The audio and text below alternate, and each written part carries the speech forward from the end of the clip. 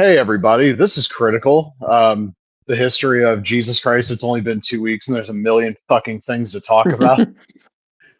I'm Bongo, joined as always by my co host Liger Boost. So this week we've got San Diego Comic Con action figure speculation, my recap of the opening night of the G1. I watched the tournament matches from yesterday. I watched two matches from Noah. Liger Boost has been watching Stardom. I've been watching other wrestling too. Fucking anybody that's wanted to hear me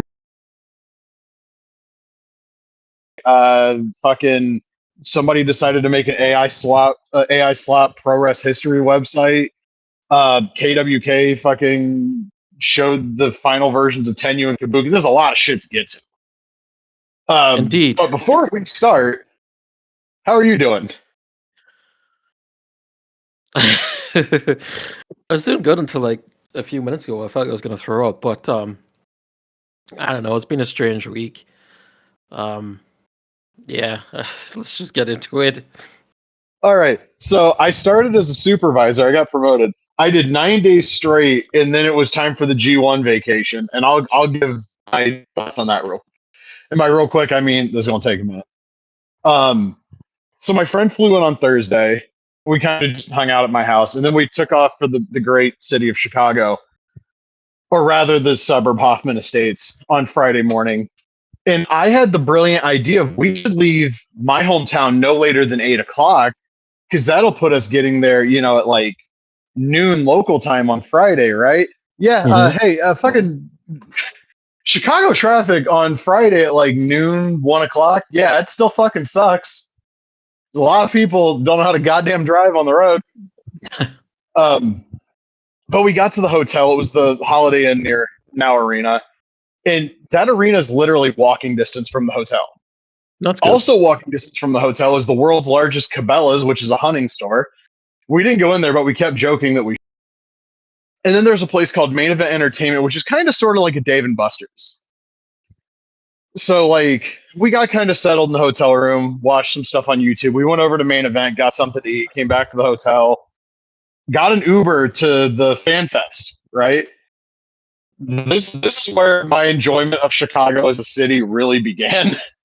We get an Uber driver who has his phone mounted like on the driver's side door next to him, like kind of obscuring the side view mirror, right? I'm paying attention. This motherfucker is scrolling between Google Maps, Tinder, Discord, and Snapchat, all while weaving through Chicago traffic like a goddamn Jedi master. It was the fucking.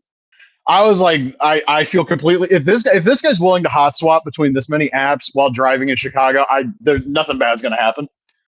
And then this huge fucking train impedes our progress, and this motherfucker just stops. So what our guy does is he just does a U-turn and gets us fucking back on the deal, and we end up getting the hotel like right around the time they said to be there. It was like 4:30. The thing starts at 5.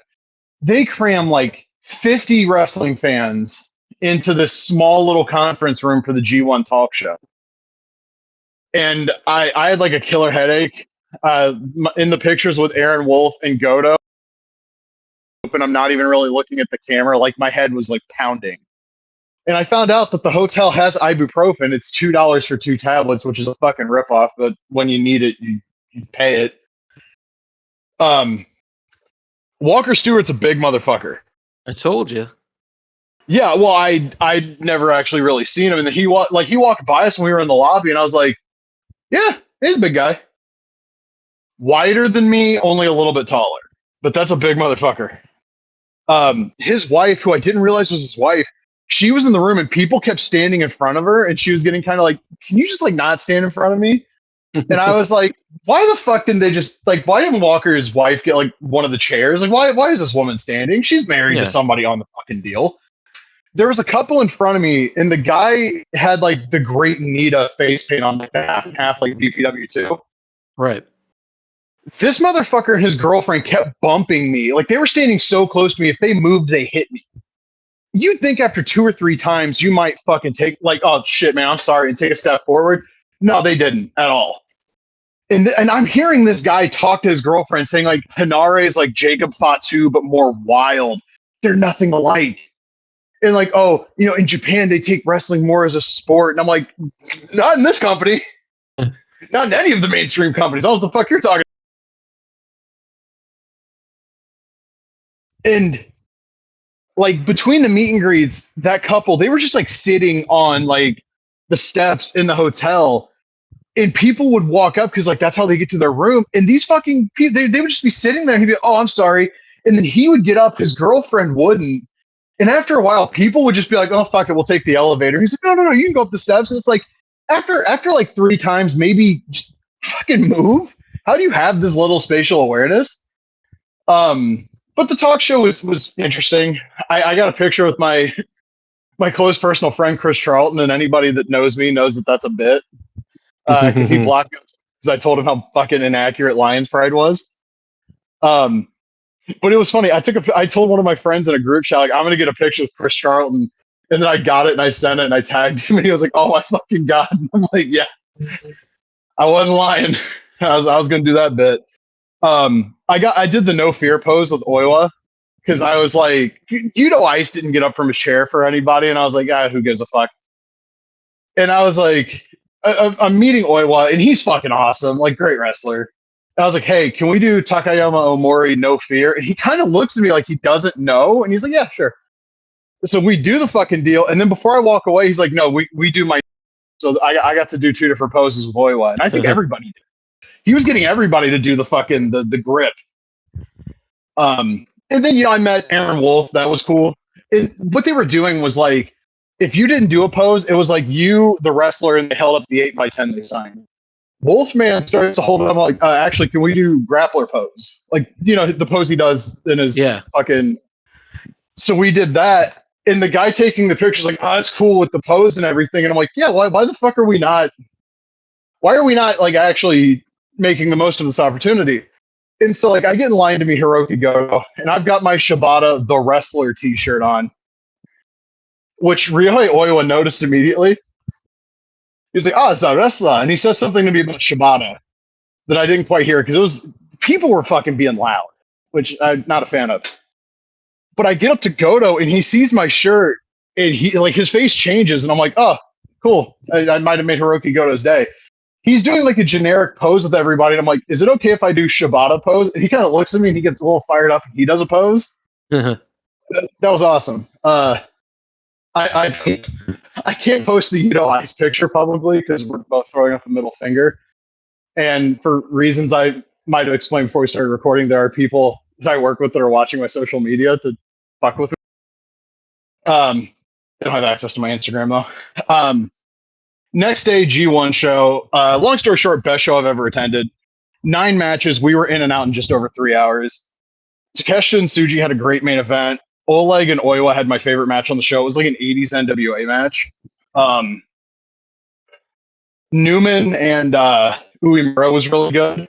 I'm still not completely sold on Callum Newman, but live is a very fun wrestler to watch. Hiroki Goto did his best with Sonata. During Goto's entrance, the ref had to help Sonata take his entrance gear off. That was kind of funny. Zack Sabre Jr. beat Shota Umino. I didn't like the news came out Thursday that Umino had a concussion. And I was like, okay, now I need to rewatch the match to see where it happened. And it's abundantly clear where it happened. There's a sunset bomb spot in that match. And Umino's head bounces off the mat like a basketball. It was brutal. And still a great match. I'm not going to lie. Yuto Ice beat Great-O-Khan. Yuto Ice was over like a motherfucker in that building.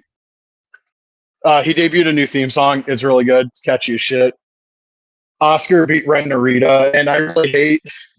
One of these days, Dick Togo is going to pay for his fucking crimes because people in my section just acted like Ren Narita's always been a bad... We're losing you a bit. Oh, shit. I'm sorry. I'm a little bit away from my phone.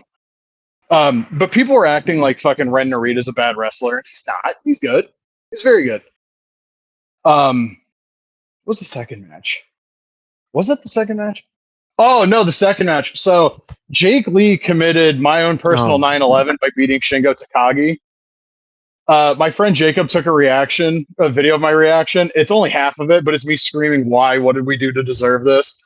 Why didn't he open the fucking gate?" Because Shingo doesn't hit the ropes at all in that match, thus he didn't open the gate. And then afterwards, which I thought my friend also got, I just started yelling like the names of Dragon Gate wrestlers that could have fucking won that. I was like, fucking Naruki Doi would have won that shit.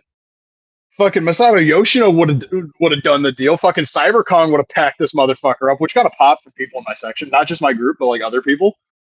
Oh, I need to note this. During Oleg and Oiwa, there were people behind me that every time they saw a move that a WWE wrestler did, they felt the need to point it out. Like Oiwa goes for the Chaos Theory, and I hear them go, "Okay, Chad Gable," and then Oleg did the fucking like the Vader bomb that Jack Swagger used to do. Mm-hmm. I heard like, "Okay, Swagger," and then they do a spot where like Oiwa's got Oleg in a choke, and Oleg climbs to the middle rope and jumps backwards off of it, and Oiwa clamps the fucking choke back on.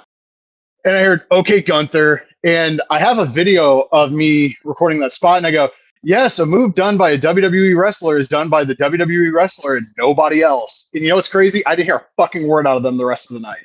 Nice. But they did fucking stink eye me when I got up to leave, and I was like, fuck you. In the opener was Aaron Wolf over Hinare. Aaron Wolf, despite what people want to tell you, very popular to that crowd in the building.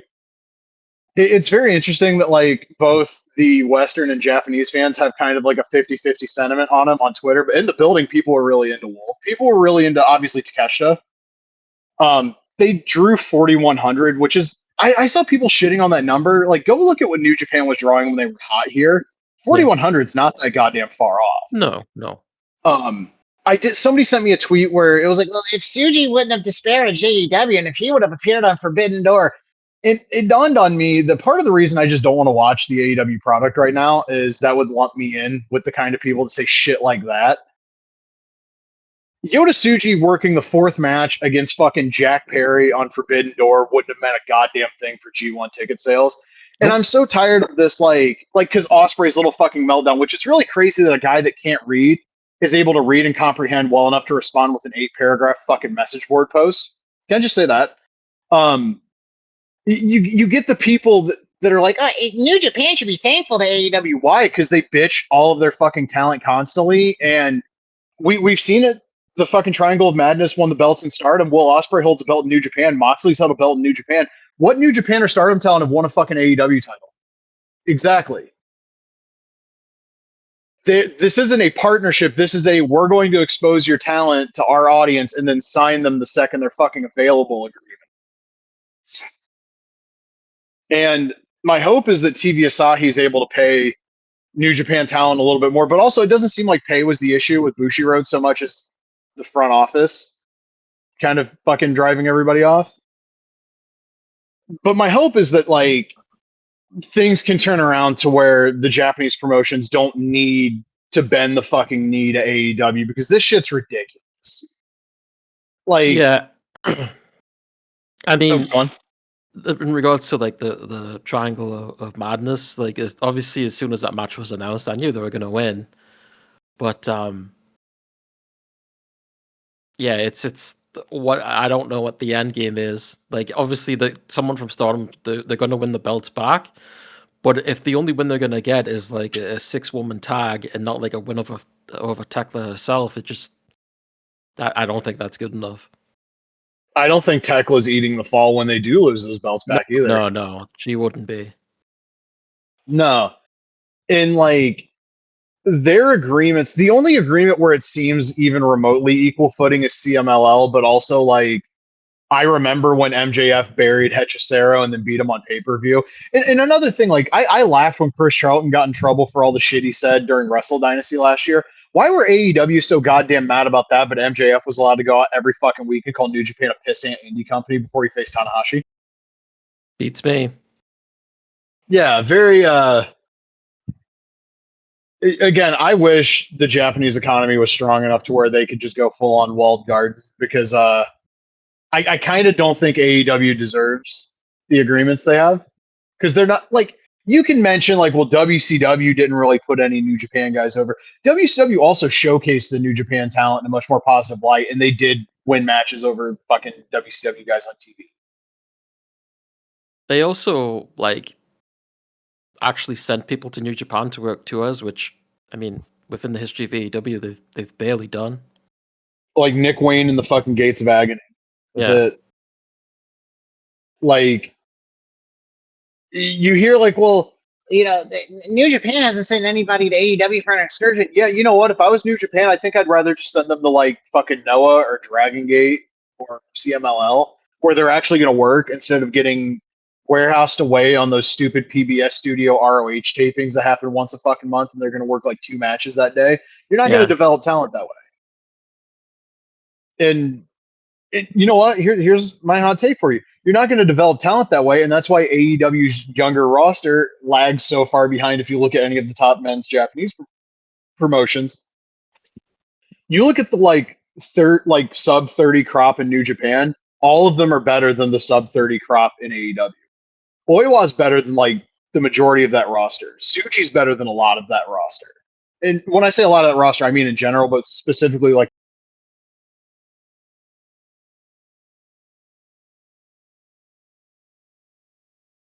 Are you still night there? member number 214. Yeah, did I?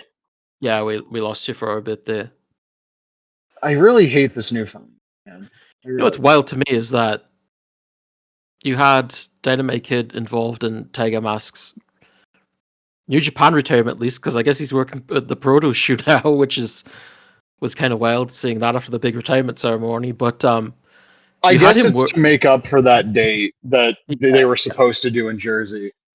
but you had Dynamite working that show and Rocky, and you know it was a pretty big deal. Yeah, and Tiger Mask 4, I mean, obviously he's no Sayama, but like Sayama was there, and you know the whole retirement was like goddamn half an hour long. You'd think that maybe you'd want to mention that on AEW TV, but no word of it. Dynamite Kid never shows up on TV though. Exactly, but that's what I'm saying, right? Like, why wouldn't you want to take advantage of something like that? You know, you're supposed to be a company that's all about the history of wrestling and a promoter that's a fan of wrestling all over the world, and it's you just don't bring it up. And I don't know why you wouldn't. Why can't Dynamite Kid work Best of the Super Juniors? It's not No, like they're goddamn it's using him on TV. yeah, it should have been there like a while ago. Now it's I don't understand that. Yeah, and like they did that Wrestle Dynasty show, and we talked about it at the time. Like, and my thing was, it's technically a New Japan show. The onus is on them to promote it, but like AEW did nothing to let you know that fucking show was happening. Mm. Yeah, And that's true. I don't know what the benefit for New Japan is at this point, unless you're hoping to eventually have access to the guys they've taken from you. I guess that's part of it. Like maybe Tony helps promote the shows in the US. I don't know. Yeah, I don't know. It just feels kind of fucking pointless to me. But I really liked that G1 show. I got the G1 Chicago event shirt, the white and red towel. I got my copy of Chosenshi in Tokyo Dome from Vix Figs on Instagram. Shout outs, very nice guy. Talked with him for a few minutes. Now Arena's a great venue. Like it's one of those buildings that's like 10,000 seats, but the way it's constructed, there's great sight lines everywhere. Like no seat's a bad seat, which I understand why a lot of people that have gone to the all out shows there look at that as their preferred venue in Chicago because like I've been in there. That's a pretty solid place to go watch a show. I watched the opening day G1 matches yesterday. I thought Goto and Tsuji was tremendous. I thought Oiwa and Shingo was really good. I thought Yuto Ice and Oleg was a lot of fun. Very unique finish where Oleg just power bombed him until the ref stopped it. Very like O2 Brock finish on that match. I didn't see anything from today. I am looking forward to seeing Uemura versus Zack Sabre Jr. I also saw 2 matches from the Noah show yesterday. Kaito Kiyomiya looked like a complete fucking bitch against Tetsuya Naito's corpse. They went 15 minutes. Kaito tried. He also hit like 94 Shining Wizards. So, Nice. you know, you hit 9 million of your fucking finish and still can't beat an old guy whose knees don't work anymore. Yeah, that's probably how Goto felt in 2008 working Muto. And then there was Yoshiki Inamura versus Kazuyuki Fujita, which I've done the inside joke for years that like it's crazy how Inamura is allegedly getting booked everywhere because he retired in 2019 because Striga on Twitter was like when they announced Inamura versus Fujita, he acted like Fujita was getting his career. Like it's a rookie punishment match. These have happened in Japan for decades. Like, what is it? Because it's Fujita, you have a fucking problem with it? Which that's the answer. Yes. I saw They have a they five. had there was an older guy on commentary, and they did a deal where they were trying to give him a Team 2000 X T-shirt, which is just what New Japan did in like '97 with Yoshinari Tsuji and Chono, where he like forced the NWO shirt on to him and he had to wear it for the entire show.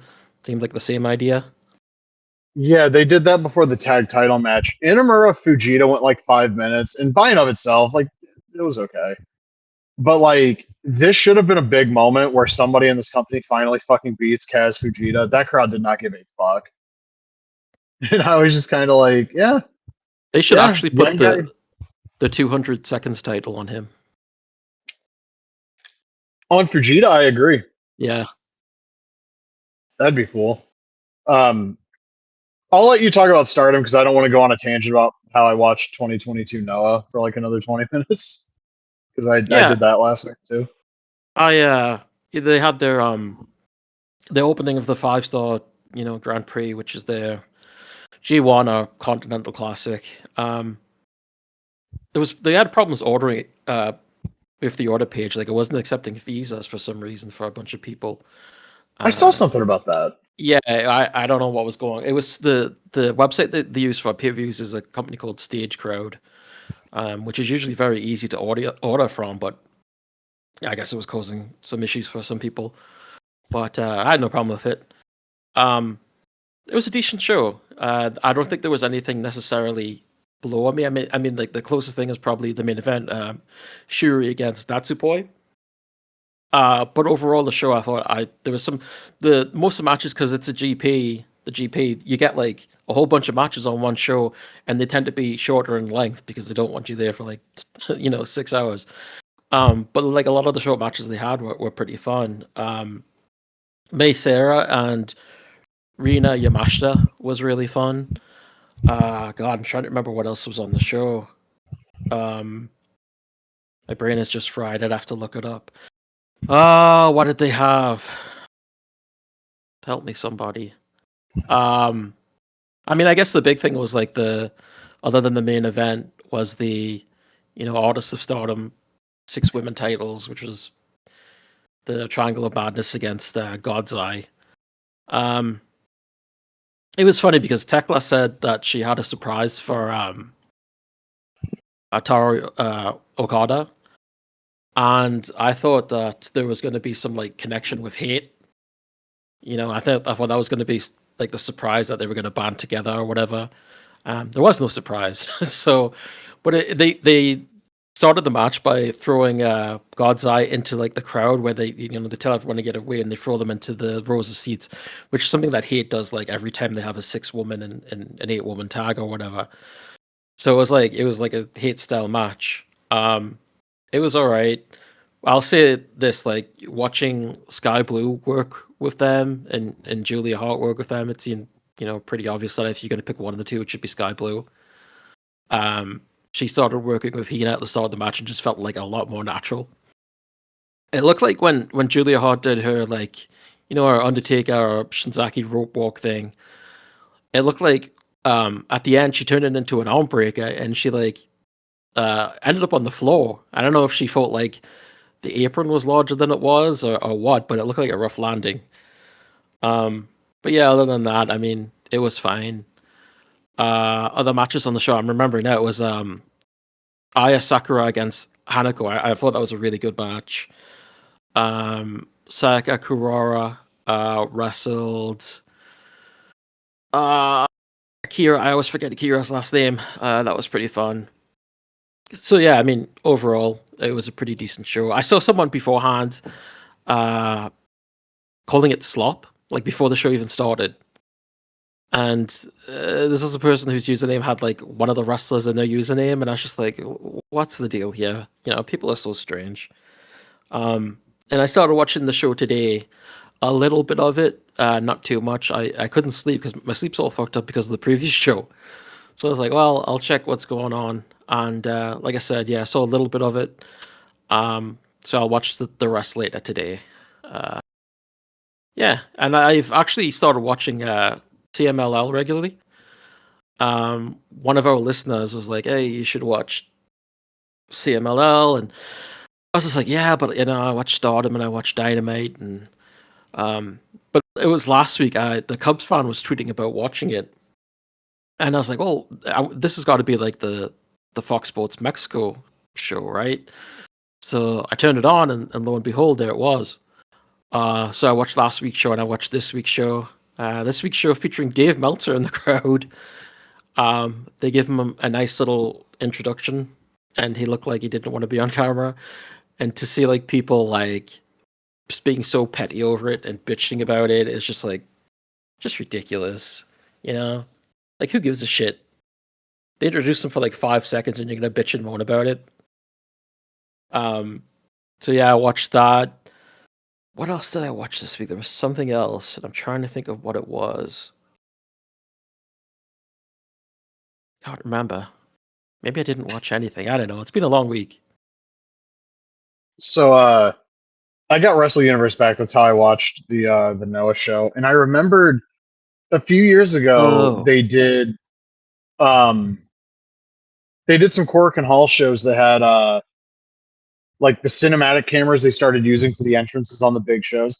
They like set those up at ringside. They did the big event lighting in Cork. we And lost you I was like, again. I remember. Oh, what the fuck? Core. No, something keeps happening with my fucking earbuds on this phone, and I do not understand. Well, I'll just mention that like you just jogged my memory because you mentioned Wrestle Universe. I watched the Sendai Girls big show the other day. It was fun. Yeah. Some of it anyway.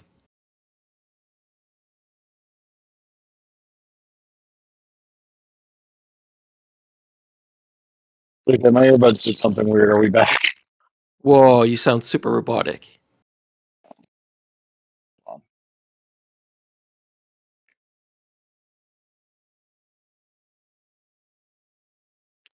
Technical difficulties, ladies and gentlemen. That's what happens when you get a new phone and the earbud Whoa, case decides it needs to hop. you sound like Soundwave. It starts again. Holy shit, that's actually kind of cool.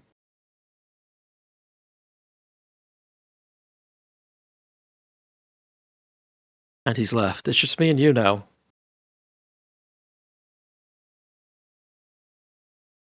I'm sure he's trying to figure out what's going on. Why he sounds like Soundwave. He sounded like Soundwave, right? I think so. Oh, he's back. Hopefully this is better. Yeah, that's good.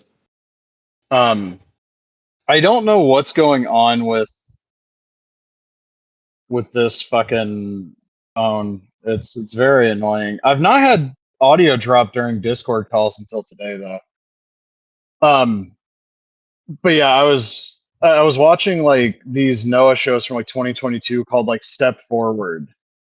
They had like the big event lighting and everything at Cork and Hall, and they used like the cinematic cameras from the entrances.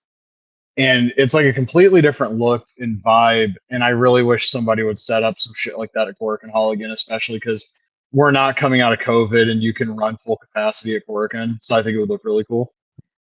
Yeah, that Netflix show special they did for Queen of Villains had like a different setup and it was really neat. I watched the Go Shiozaki Masato Tanaka match, which I thought was pretty good. And I watched there's like a 6-man tag co-main event. It's like Nakajima, who is this? Jima, Manabu Soya, and someone against Fujita, Sugira, and Kendo Kasha. And the match is all right. It's so weird watching 2022 Noah because it's so different than the promotion, like even 2 years later. Yeah. It's like that show was only 4 years ago, and they were booking like Sakuraba and Hideki Suzuki and shit. And now they're booking fucking Tetsuya Naito and NXT guys. Mm.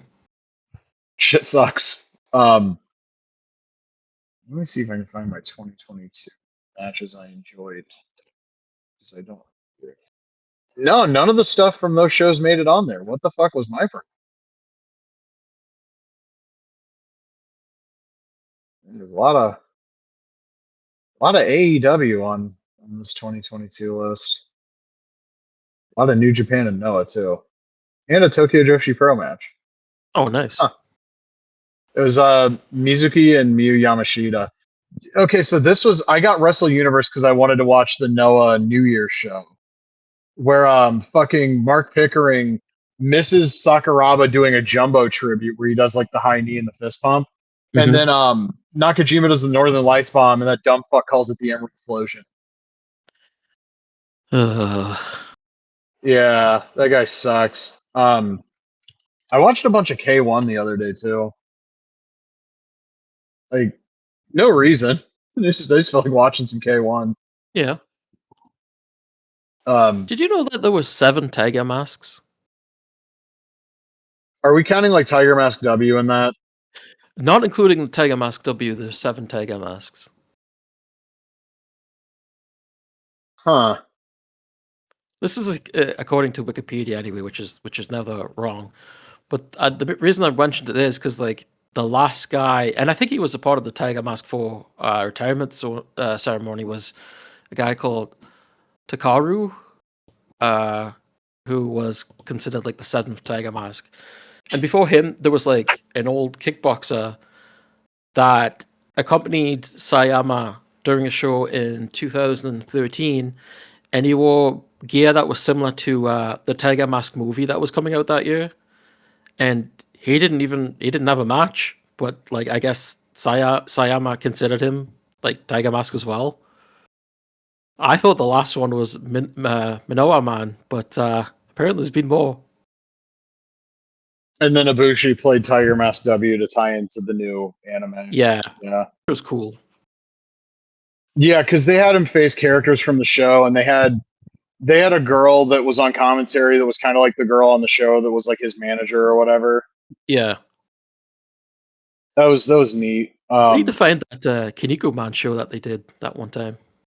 Oh, the Netflix one? No, the actual wrestling show.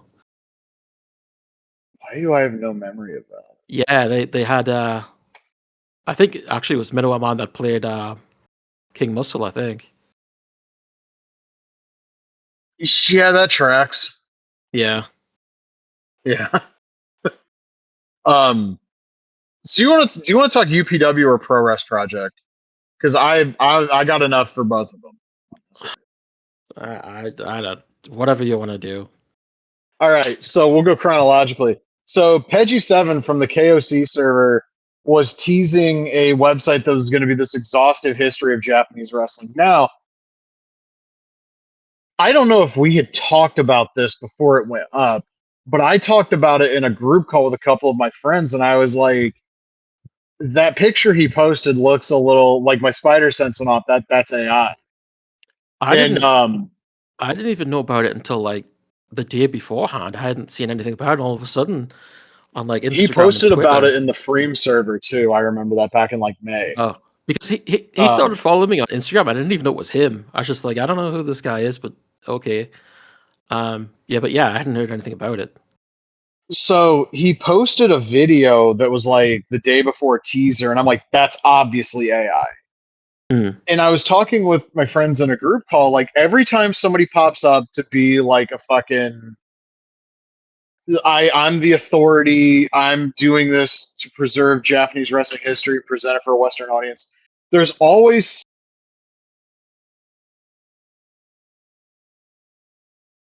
only, they don't know what the fuck they're talking about. They're only focusing on the fucking like 90s All Japan stuff because that's the only real Japanese wrestling history or whatever the fuck. And what I didn't have on my bingo card was like, this is going to be a 100% AI slop website with AI slop renders, completely inaccurate information, and it's going to be somehow even worse than I thought before I saw that it had either of those things. And then I saw screenshots from 2 different people. he doubled the fuck down in the KOC server about it. I left that server because I got tired of fucking all of the at everyone tags in the server. Like, if you do that repeatedly, you're just a fucking piece of shit, and I hate you. Like, I there's think no reason that there needs to be 6 everyone tags in one day, and it's about the most inconsequential fucking bullshit. I just set mine as to just at me, because there's a lot of discords that do that, and that stuff drives me crazy. That's why I'm glad that Freem server doesn't do that. Yeah. But like, I took a look at because when the website went live, I was at work. I couldn't really I couldn't, just stop what I was doing and fucking browse the fucking AI slap Japanese history website. But I saw a little bit of it and I was like, yeah, this looks pretty fucking bad. This looks. And then like I got home and everything I saw just progressively got fucking worse. And then I started seeing, like, you sent me the thing about like the feuds that never happened that the fucking website were claiming did, like all of the shit that was going on, and I was like, oh, this is even worse than it looked when I was at work. Like, this looked bad. And then I guess there were like multiple accounts on Twitter that were just like running through like the website, like, look at all this bullshit. So he deleted his Twitter. He locked the ProRes Project Twitter, and then I guess deleted that. And he was doubling down on the server. Like, I saw your interaction with him, and I was like, yeah, I heard you fucking dog walked Peggy7 on his own Twitter. And I saw people like, well, he kept KOC2 alive with his mods. No, he didn't. You know what? You know what did more to keep King of Colosseum 2 alive in the last 20 years than a bunch of really shitty, obviously, probably AI texture mods? People talking about that game and linking people to the fucking game, or giving him an idea where to play the game, posting YouTube videos of that game, like linking people to the game facts guide. There's a million things that have been done in the little import wrestling game community that furthered that game.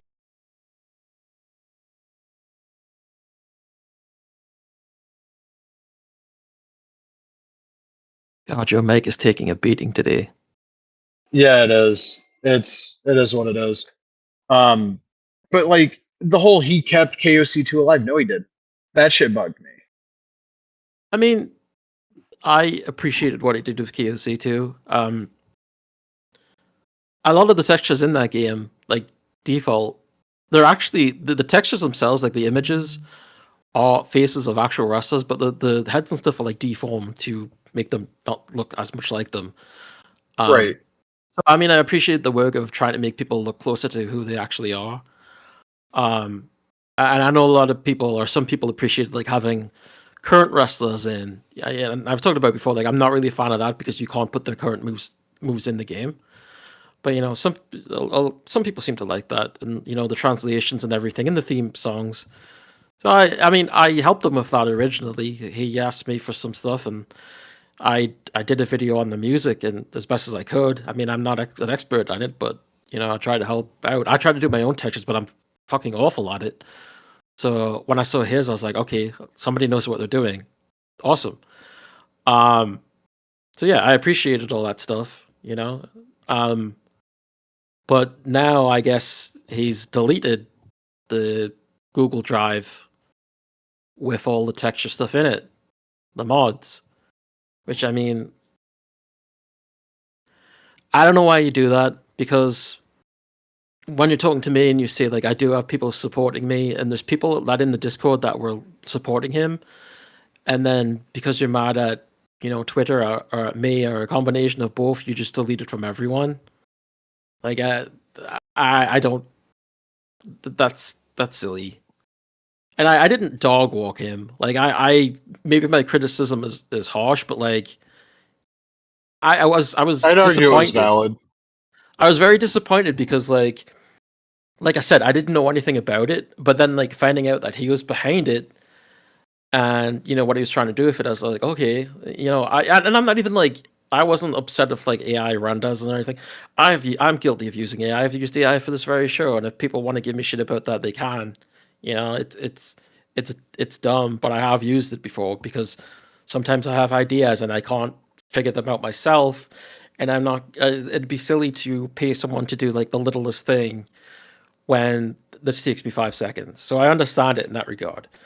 Um, but I mean, the problem with the renders is that everyone sort of looks like they're in like a cyborg factory.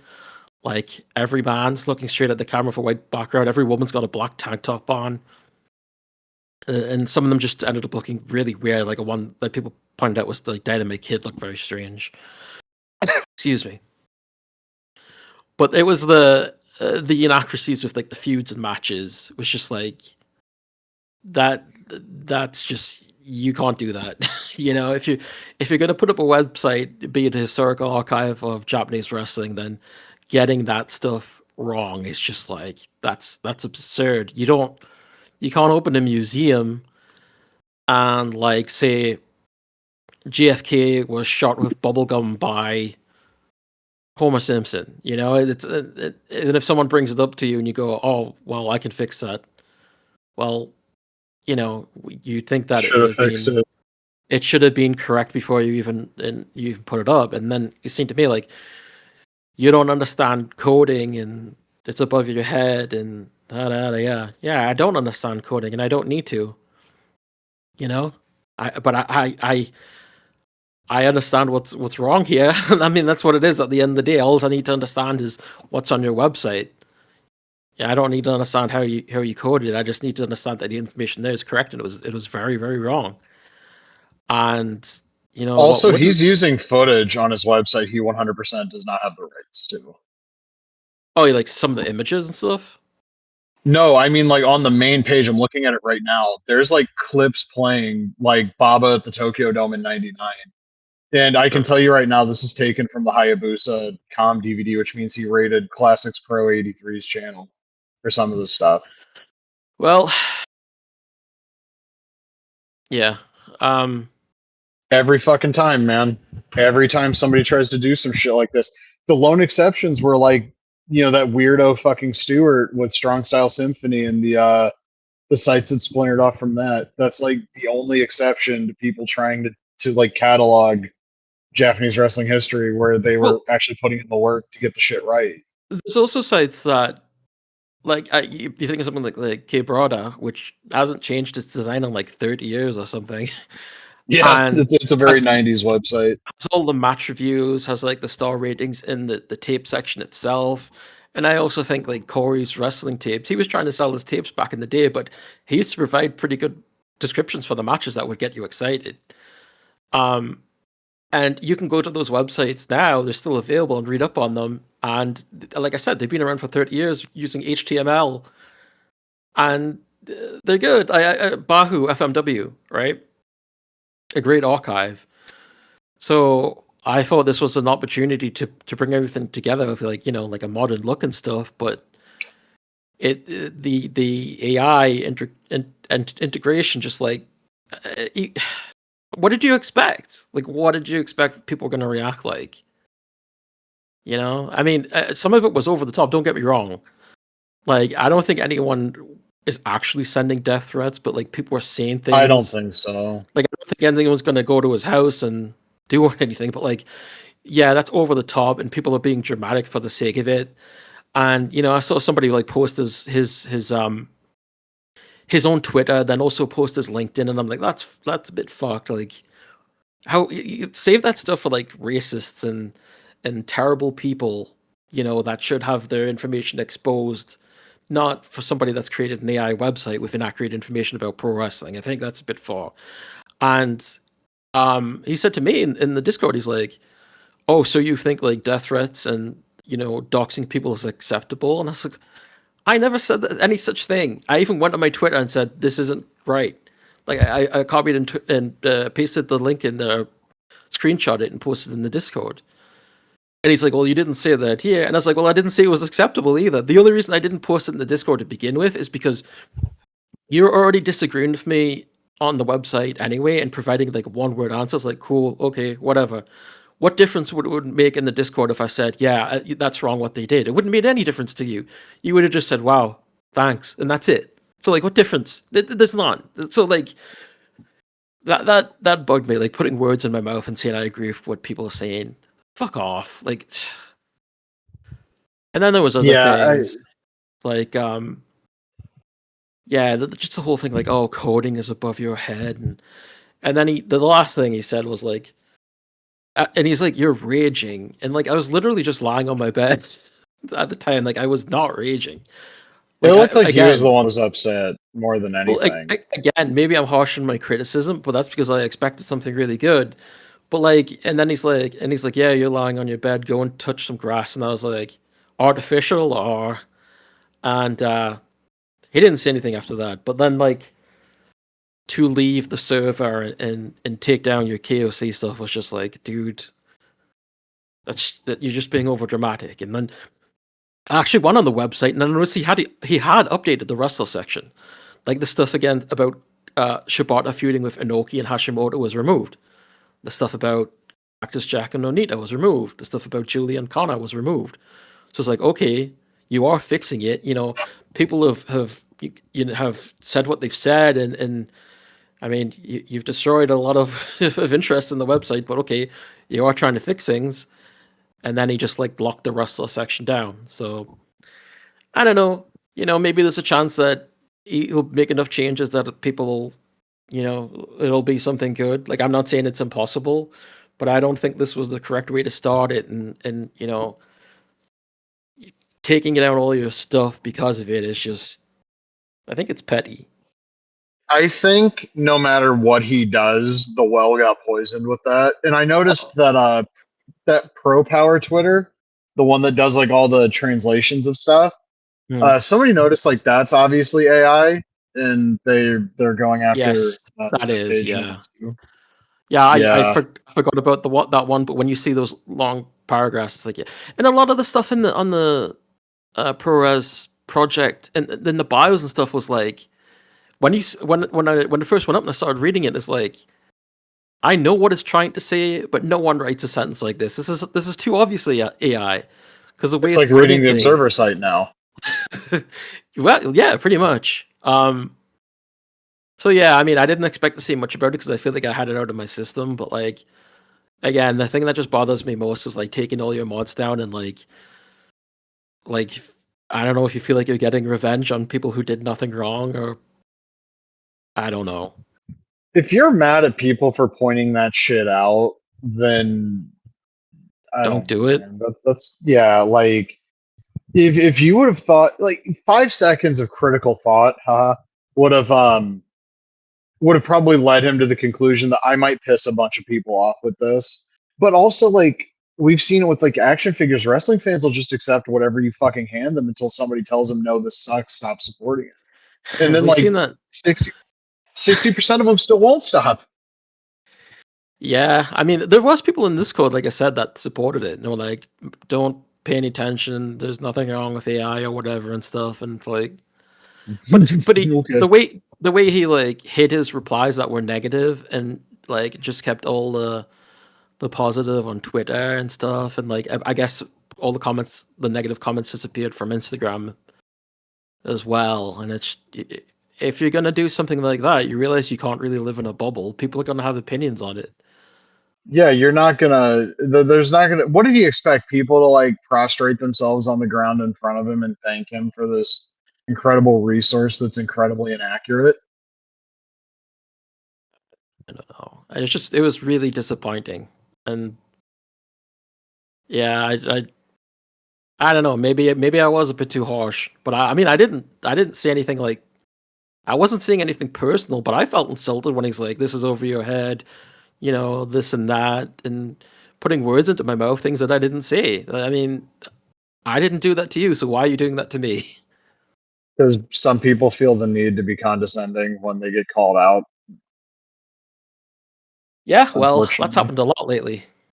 Yeah, I was about to say that's a perfect segue into your old buddy Sam from UPW. So where do we start with this? Because You wanna go through? Did you have a chance to see the stuff I sent you? oh, I read it, like I power read through that shit before. Yeah, so let me. There's a lot here. So this is the Sam stuff that posted. actually. Sorry, this is the stuff that actually like really annoyed me today because, like I said, this was happening when I was like trying to sleep during the Stardom show, and I was like, and I couldn't, and like, actually no, it was the main part of it. The first messages that I read, like, my reaction was just like, what are we doing here? Like, why is this happening? All right, let's get to it. He said currently looking for a publisher which will provide funding. Also speaking to transmedia companies to coordinate on UPW branded things like figures, comic books, and possibly an animated show. But don't take that as a sure thing. An animated show might be outside of what we can get, but it's something we definitely want. The goal is to present UPW as more than just an indie video game, and I believe we can definitely get far with UPW as an IP. But sadly, all this stuff takes time. I've gone on record as calling this the new Pro Wrestling X on the show, correct? Yes. Okay. Why is it every few months this dumb motherfucker gives me more evidence to just point at the like I tap the sign? Like this is very much PWX. I don't think Dave ever said anything about an animated series or comic books. I think he did at one point float the idea of action figures based on the PWX OCs. It gets dumber. Someone told him, "I told you, you seriously have a AIP on your hand." Um, if we somehow get a show, that'd be pretty lit for the documentary they're gonna make us. This person types like a bot, No, honestly. that there's one person that actually did type very robotic later on. And you were like, "What are you talking about? Just get the game out. Comics, figures, animated show. This isn't Mortal Kombat." The reason I said And that is some, because, sorry, I watched the 4K Mortal Kombat collection, and they do those interviews with the producer, Larry Kazanov, I think his name is, and it's like it was like literally the things he said. He's like, I want movies, I want an animated show, I want action figures, toys. So when he was talking about that, I was like, wow.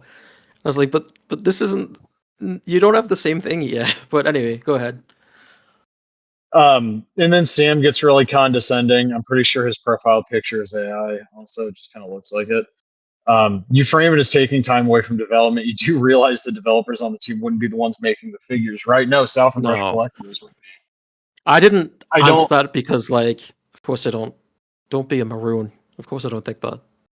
I honestly don't understand this reaction. If a company tells me that they see potential in the IP and want to do all the heavy lifting and also give us funding, I should say, sorry, guys, can't attend a meeting to discuss this because Lager Business says wrestling is niche and UPW can only ever be a video game, which you didn't say that at all. Just to be What? Say perfectly what? clear here, that UPW is niche or wrestling is niche and UPW can only ever be a video I game. guess I actually I didn't say UPW can only ever be a video game, but I did say it was a niche product. You responded with says the man who set a release date for his game and then a demo that still hasn't been released looks further from happening every day. And he said, so no response to what I actually said. Somebody replied to you at one point with the game's coming. Yeah, that's the guy that Um, was like, this has got to be a bot. isn't action figures your thing? I thought that was a big part of your podcast. Oh, so he still listens. Hey, Sam. Hi. Um, it's, this game is bigger than they 1ST imagined. They want to take it to a whole new level. What does that even How is this not a bot? What exactly? Like, if you get to what I say to this guy, and yeah, the next page. There's always plenty to talk about whether you have figures or not. I'm angry that you haven't got out of the gate, and here we are talking.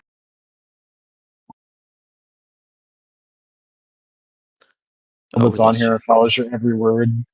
God damn it. Yeah, I mean, there's still people. Like, I saw it the other day, and I was like, there was someone was like, I believe because you believe, or something like that, and I was just like, what are we doing?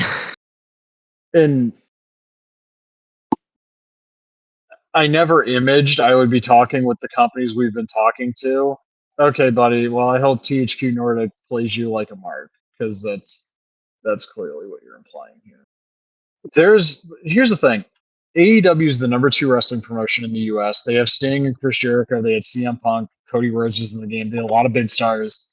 And THQ Nordic basically took a hands-off approach, lost whatever their investment was, because the game didn't sell anywhere close to 1 million copies. And I can't imagine a bunch of legally ambiguous Legends deals are going to entice a fucking major publisher to step in and give you a bunch of money. Because let's be honest, a lot of that roster is under Legends deals now. Yeah. And just from speaking to people I know and we've talked to off air, like after a certain point, the names aren't going to add up to anything more than like, well, these are all guys that are in the WWE game. What are you actually providing? I do like it how he said, "I'm not going to be baiting to revealing anything," which I wasn't trying to do. I wasn't trying to bait you into revealing the names that you've been talking to, because I mean, he's been saying this for a while. Like, I can't talk, but we're talking to publishers and stuff. It's like at the end, I mean, we can speculate, but at the end of the day, you know what a publisher means to me? It's a logo on the box and a logo before the title screen. You can put it right next to the AKI logo. I mean, it doesn't really mean anything to me who the publisher is at the end of the day. So I'm not gonna bait and beg you for names. I don't really care that much. No, but people have spent money on this fucking thing, and it's probably around about time there's a return on that fucking investment. And like, what happens? What was your plan? What is your plan if you don't get a publisher? Try to get that comic off the ground. Also, I should have said wrestling. I should have said wrestling games are a niche product, not wrestling itself, I suppose. But, I think wrestling is. Yeah, I mean, I guess. I mean, he said to me too, like, and when he talked about, he's not going to get baited into revealing anything.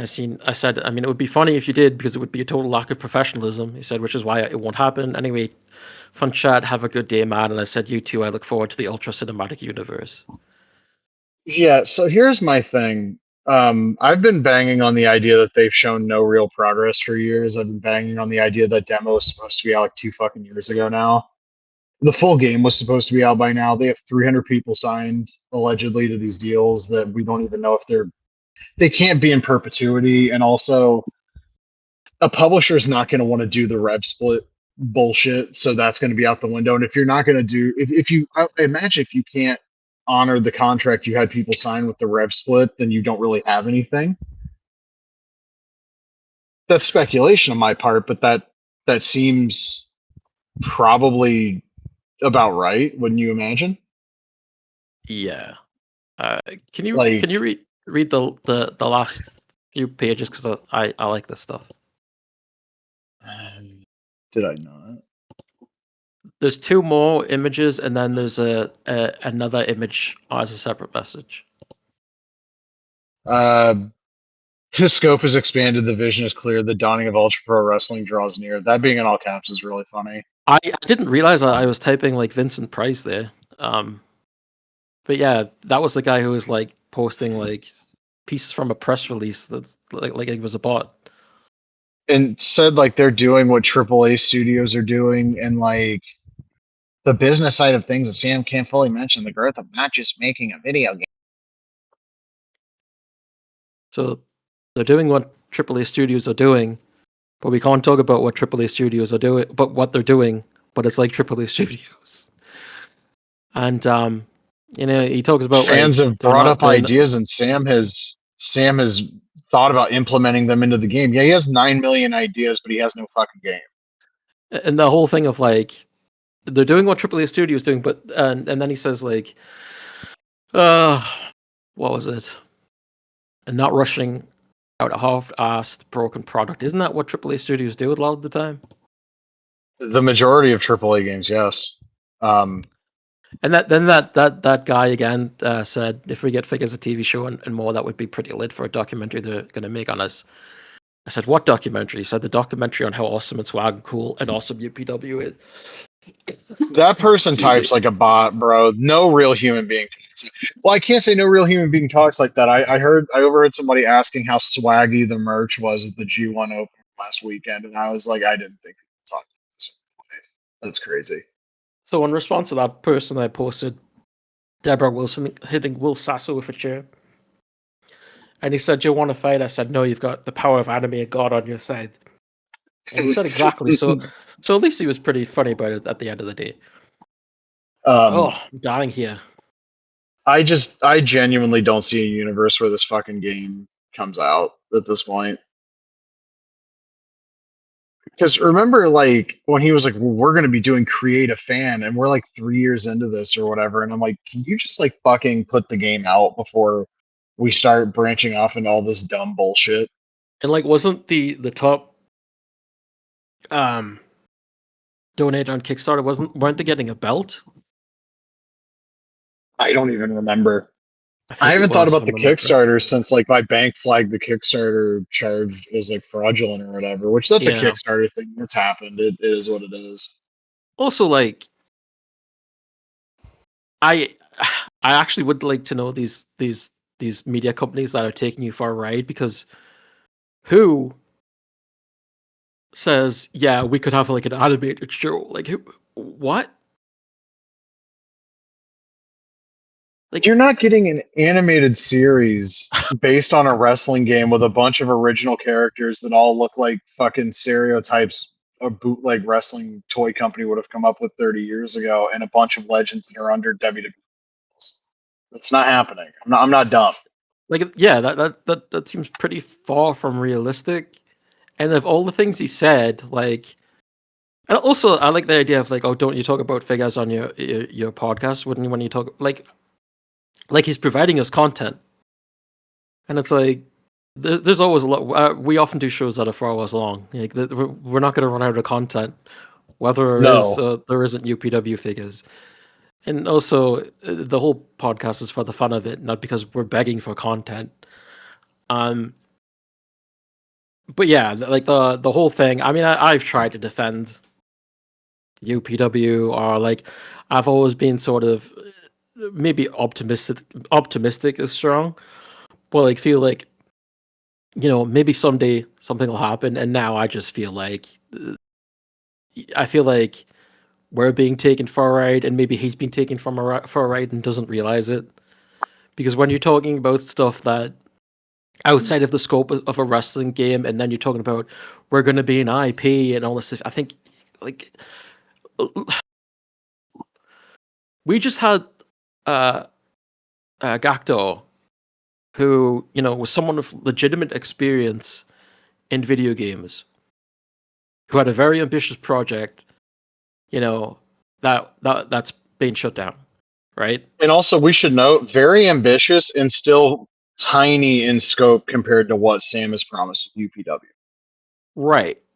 And, you know, Sam tried to get stuff out before with the ICW game and stuff, but like the only thing he's got listed, you know, I think he's probably worked on other stuff, but like the Andrew Yang game, right? Yeah. And it's like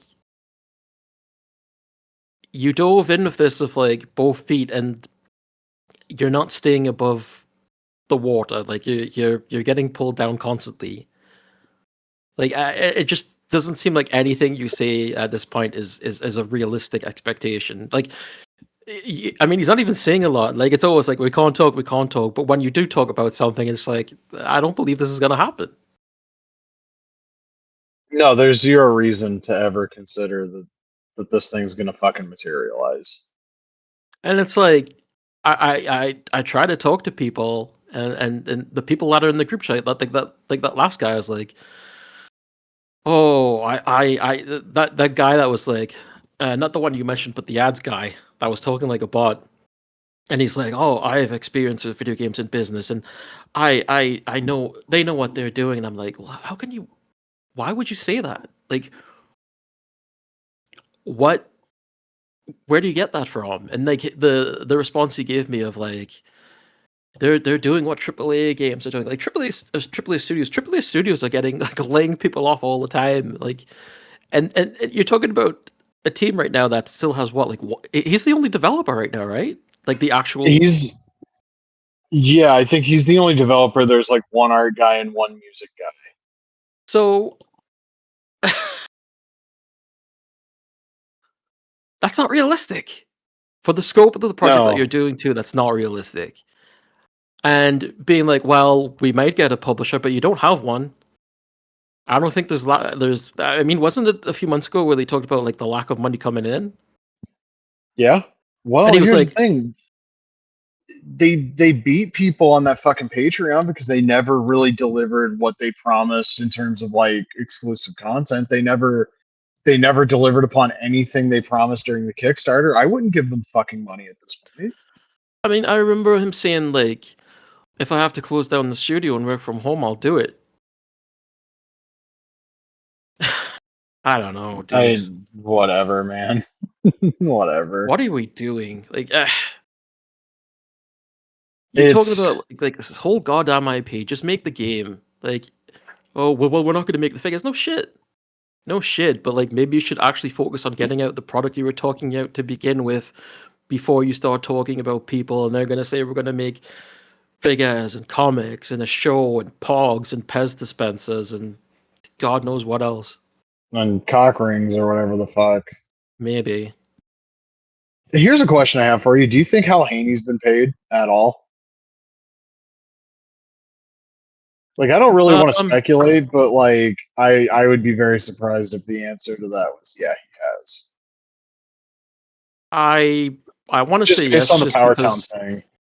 I kind of want to say yes because I feel like if he wasn't, he probably would have said something by now. Yeah, but he wasn't paid by Power Town for like a long fucking time, and then finally, threw a few back and let everybody know.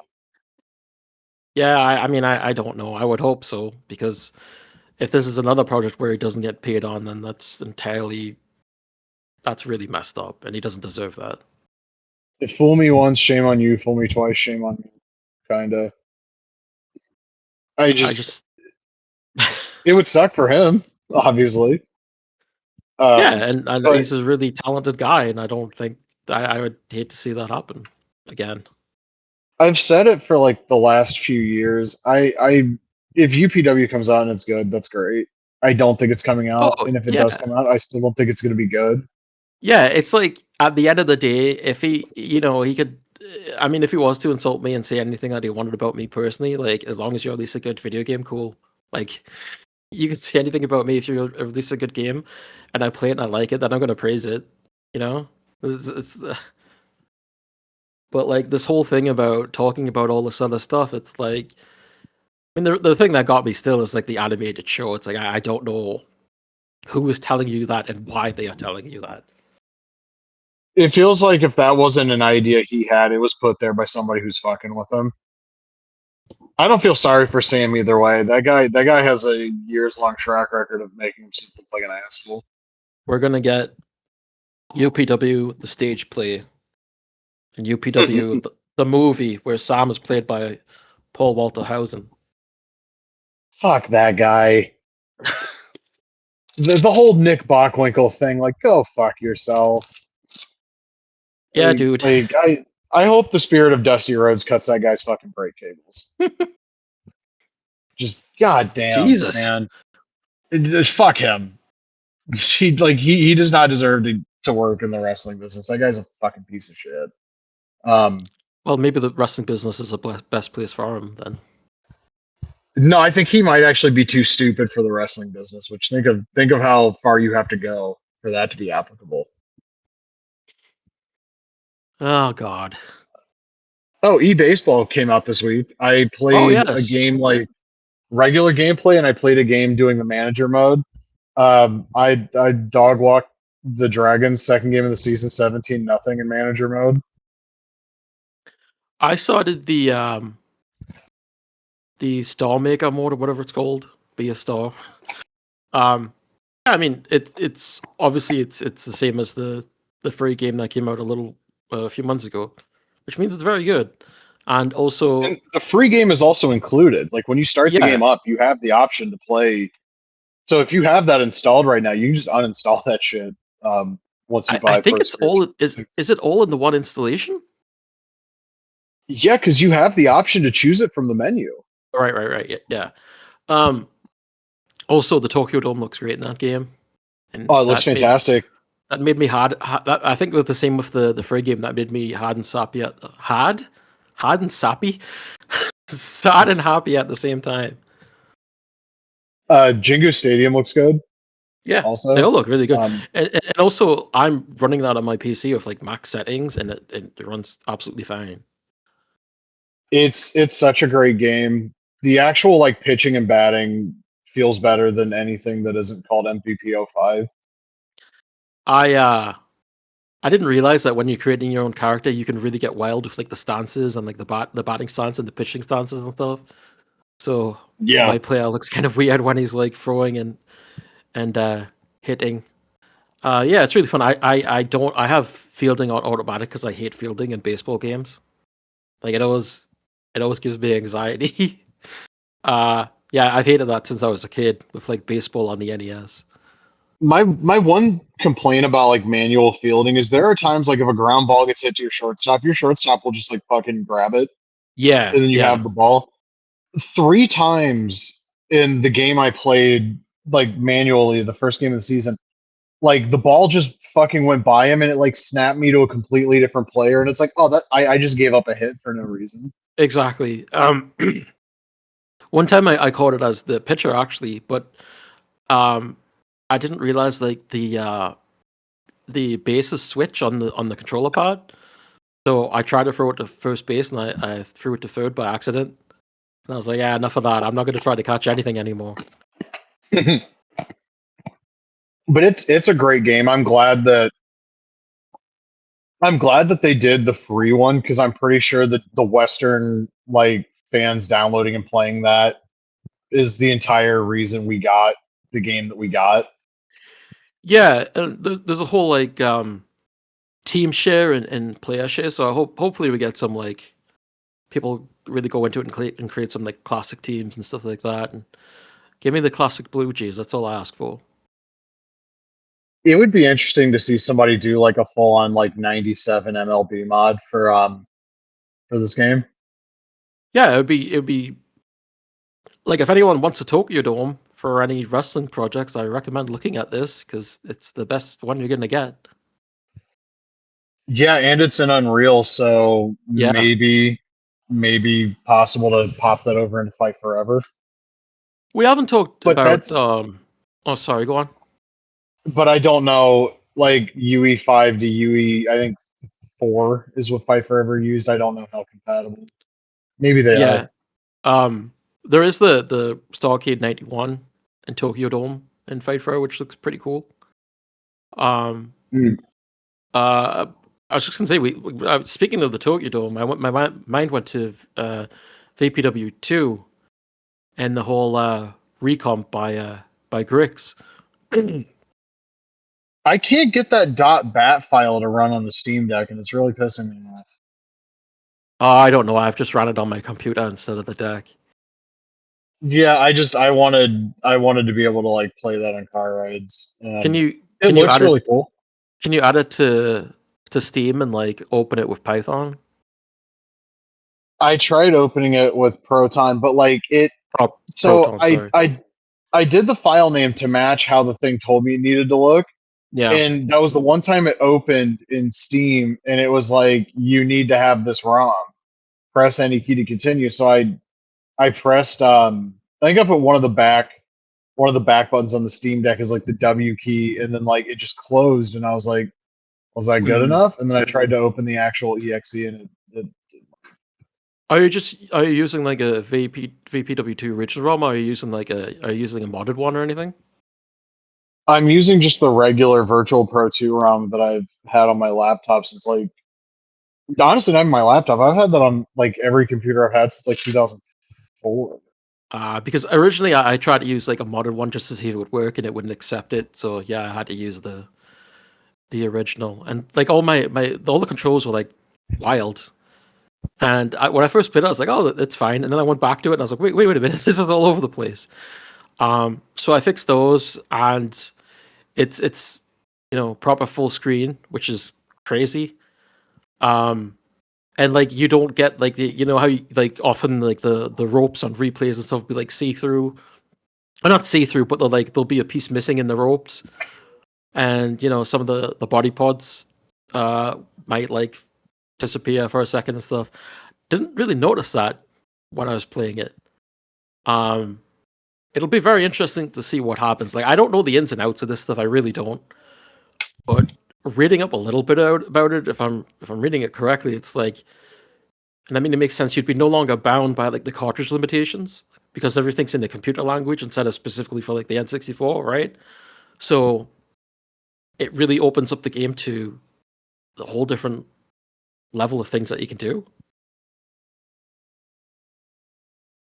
I was told to take a look at the Ocarina of Time recomp to see what would probably be possible. There's a Wrestle Kingdom recomp coming some point allegedly as well, but But yeah. I've heard nothing. I've heard Yeah, nothing and about that actually releasing. I saw that some people did Revenge and World Tour, but I heard those weren't great. So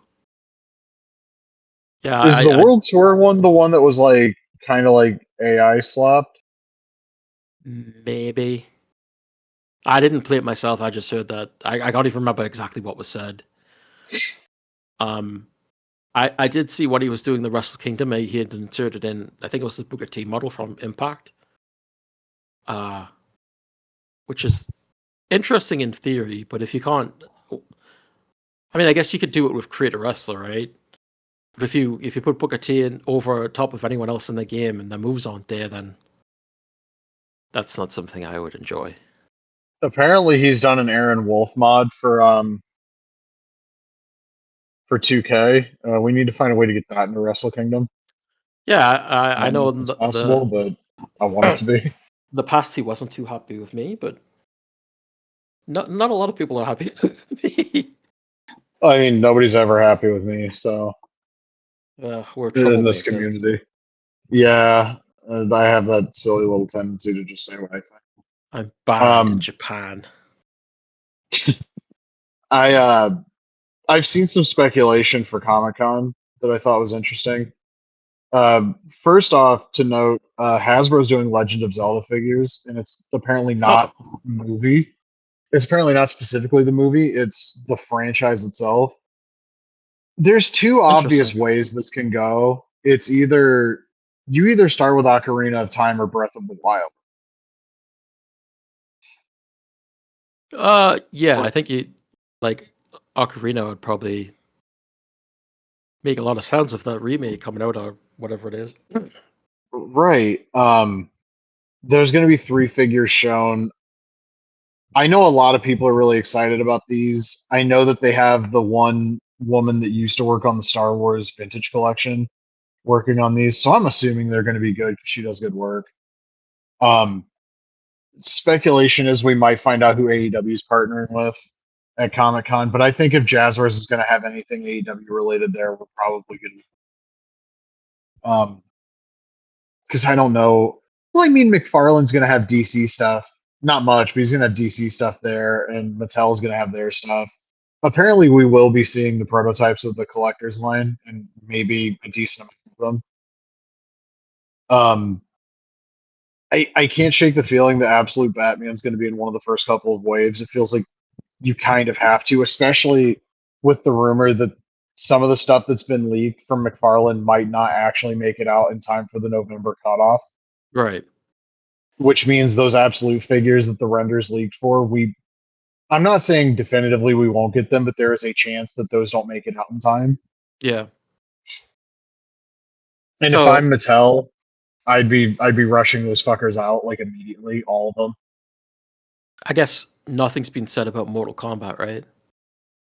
No, but so McFarlane's in an interesting spot because he did tease those Mortal Kombat reveals at Toy Fair. Hmm.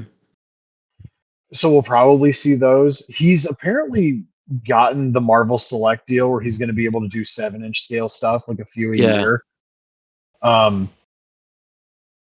So who knows where his priorities are shifting? I know the Sports Picks figures are out now. They're apparently all at Target.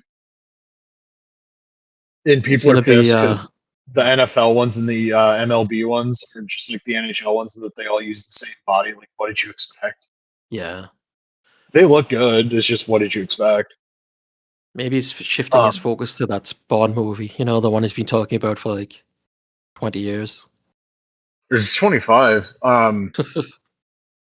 Apparently that might be starting production soon. I'll believe it when I see it. Honestly, I don't have a lot of faith. Yeah. Um, I think in terms of the DC stuff, if what's been out there kind of in the ether about it is anything to go by, uh, they're probably going to blow Marvel Legends out of the water. Uh, Domestic Mafex was the exact wording I was given in Mhm. terms of like quality, posability. And I was also told like take a look at the Motu Chronicles figures. Now I've seen reviews of those. I've seen those in person. I've never heard Mafex used to describe those. I've heard Jada Toys, which Right. is basically domestic Mafex anyway. Yeah. Um, I mean, if they're delivering Jada esque product at a similar price point, it's gonna. And I've said this before. It's gonna be very hard for Hasbro to justify what they're currently doing with the Marvel Legends line if that Mattel DC line does what we're all basically being told it's going to do. The core collectors line, the premier line, whatever they're calling it, those are $12. They're only a couple of dollars more than like the 4-inch like gimmick figures that Hasbro's doing. And if you're Hasbro, you kind of have to take a look at that and go, we probably should have an equivalent line, at least to those. Yeah. I mean, Marvel in more ways than one, more ways than one. Like there's learning from DC. You know, with the compact collection and now the figure pricing too. It's like DC is feels like way ahead in those situations. Yeah, their Marvel their market share is like 3 or 4% ahead of Marvel right now. The gap closed a little bit last month, but they're still ahead. Mm. Image is also gaining. They're at like almost 15% now. And it can't be understated how much Absolute Batman saved that whole fucking industry. Yeah, I got that and I started reading it and then I got really tired and I haven't picked it up since. But um, yeah, I mean it's pretty cool so far of what I've read.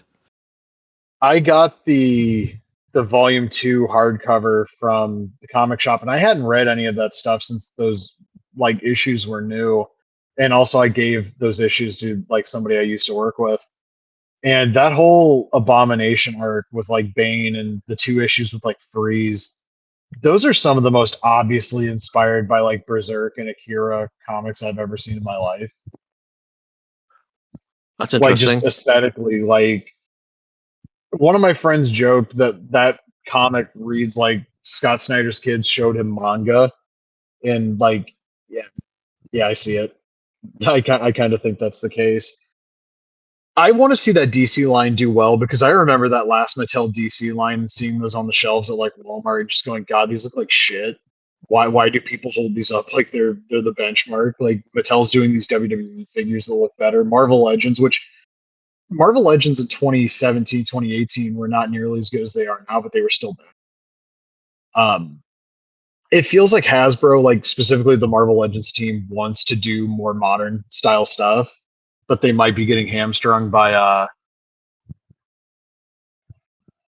might be getting hamstrung by like the corporate like bean counters, Yeah.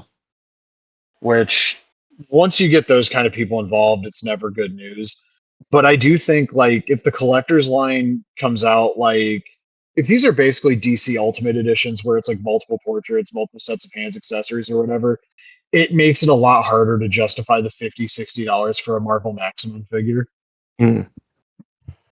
And also makes it hard to justify the same price for like a deluxe figure unless it's like a really big fucker like Hulk or the rumored MVC Sabretooth. Um, I guess the NECA Ultimate line is going to be shown at Comic Con. I'm still not entirely All sure right. what Right. all those are. Yeah. I have no idea. Um, you sent me the teaser of the the Street Fighter movie figures. Do we was it said what company's behind that? Oh, it's Hasbro. Oh, it's Hasbro. Okay, right. And apparently those go up for pre-order this week ahead of Comic-Con. They're part of like the Walmart thing. Those will be interesting to see. What was the ones that they teased? Was it like Ryu, Ken, and Chun-Li? And Akuma. So there's going to be a G.I. Joe scale Roman Reigns figure. My thing is, I was talking with a friend about this, and he was like, they're doing the four most popular characters up front. There's no chance they finish the lineup. And this was like our one chance for somebody to get a Hiroki Goto figure, 3D Yeah. scan the head, and turn it into a proper Goto head sculpt for like Jazzwares / Mattel customs. That shit's not happening now, probably. Yeah, I was thinking of like all the ones that you could do that would be the most interesting. You know, obviously because of who it is. Um, I don't know. We'll see what those figures like and what that movie's like. I still can't believe that we didn't get anything from the Mortal Kombat 2 movie when it comes to figures, because that's like the best Shao Kahn design, and yeah, I would have put that out in a heartbeat. The more I see like stuff from that Street Fighter movie, the more I understand the phrase accuracy slop. Yeah. Like, I don't need stuff to look exactly like it does. Like, part of the fun of an adaptation is seeing how they change the thing for live action. I know I But would have. like, I really would have liked an M Bison that looked right out of the game. I look at like Cody, and there's kind of no reason for him to have the fucking Guile haircut beyond like, well, that's accurate, and it looks really funny the first time you see it. Yeah. Like, there's some stuff that just doesn't really translate super well, But and it's so weird too, because you've got like stuff like Cody and some other characters, and then you've got Dan and Akuma, which, I mean, it's just Roman Reigns. yeah, like I talked about when this movie was announced, like they have 8 million people on this cast, and there's so many different characters, and you're not going to be able to do a story that does any of like, why do you have Akuma, but you're doing the Street Fighter 2 story kind of, but Guile, like you can do the Ryu and Ken fight Bison story, you can do the Guile fights Bison story. You can't do both of those stories together. Oh, also Akuma is here, and we've got Zangief and Balrog and Dulcim and everybody else, and El Fuerte is shown getting beat up by Ken in one of the trailers. He's like a fucking Yeah. Street Fighter 4 character. Yeah. Yeah, I mean, Like, it's a lot. it's not super interesting on paper. Like, the more I see the trailer, it's kind of like the MK2 thing, where like the more I see the trailer, the more I'm just like, I have. I do think MK2 in a lot of ways does look more appealing, but like, apparently that movie's hitting HBO Max this week, which sucks because I don't have HBO Max. Yeah, I think was it like 24th or something like that? I want to say the 24th. Yeah, I don't I know liked why it. there's no figures for that movie. I maybe McFarlane only signed the deal for like the video games. I guess so. It's just that there's some really cool designs, and I think like every Shao Kahn McFarlane has released based on the was it MK11. Like, I don't like the way the helmet looks on that, and His design sucked in that game. yeah, I mean I hate the horns in MK1, but like the design in the movie is like pretty close to classic. I mean, he wears like pants, which he didn't used to wear, but like the helmet and the face and everything looks great. And I think it would be very cool to see that with a hammer, but yeah, unfortunately, we're not getting it. I feel like we've talked about this before, but like, have you felt with the last couple of games like there's this weird overcorrection of like actually the people writing these games now hate Shao Kahn? Yeah, the way he's like, he's not the big bad anymore. He's just He's like a bitch now. he's General Shao. Oh yeah, it's a great joke. God, I hate that fucking game.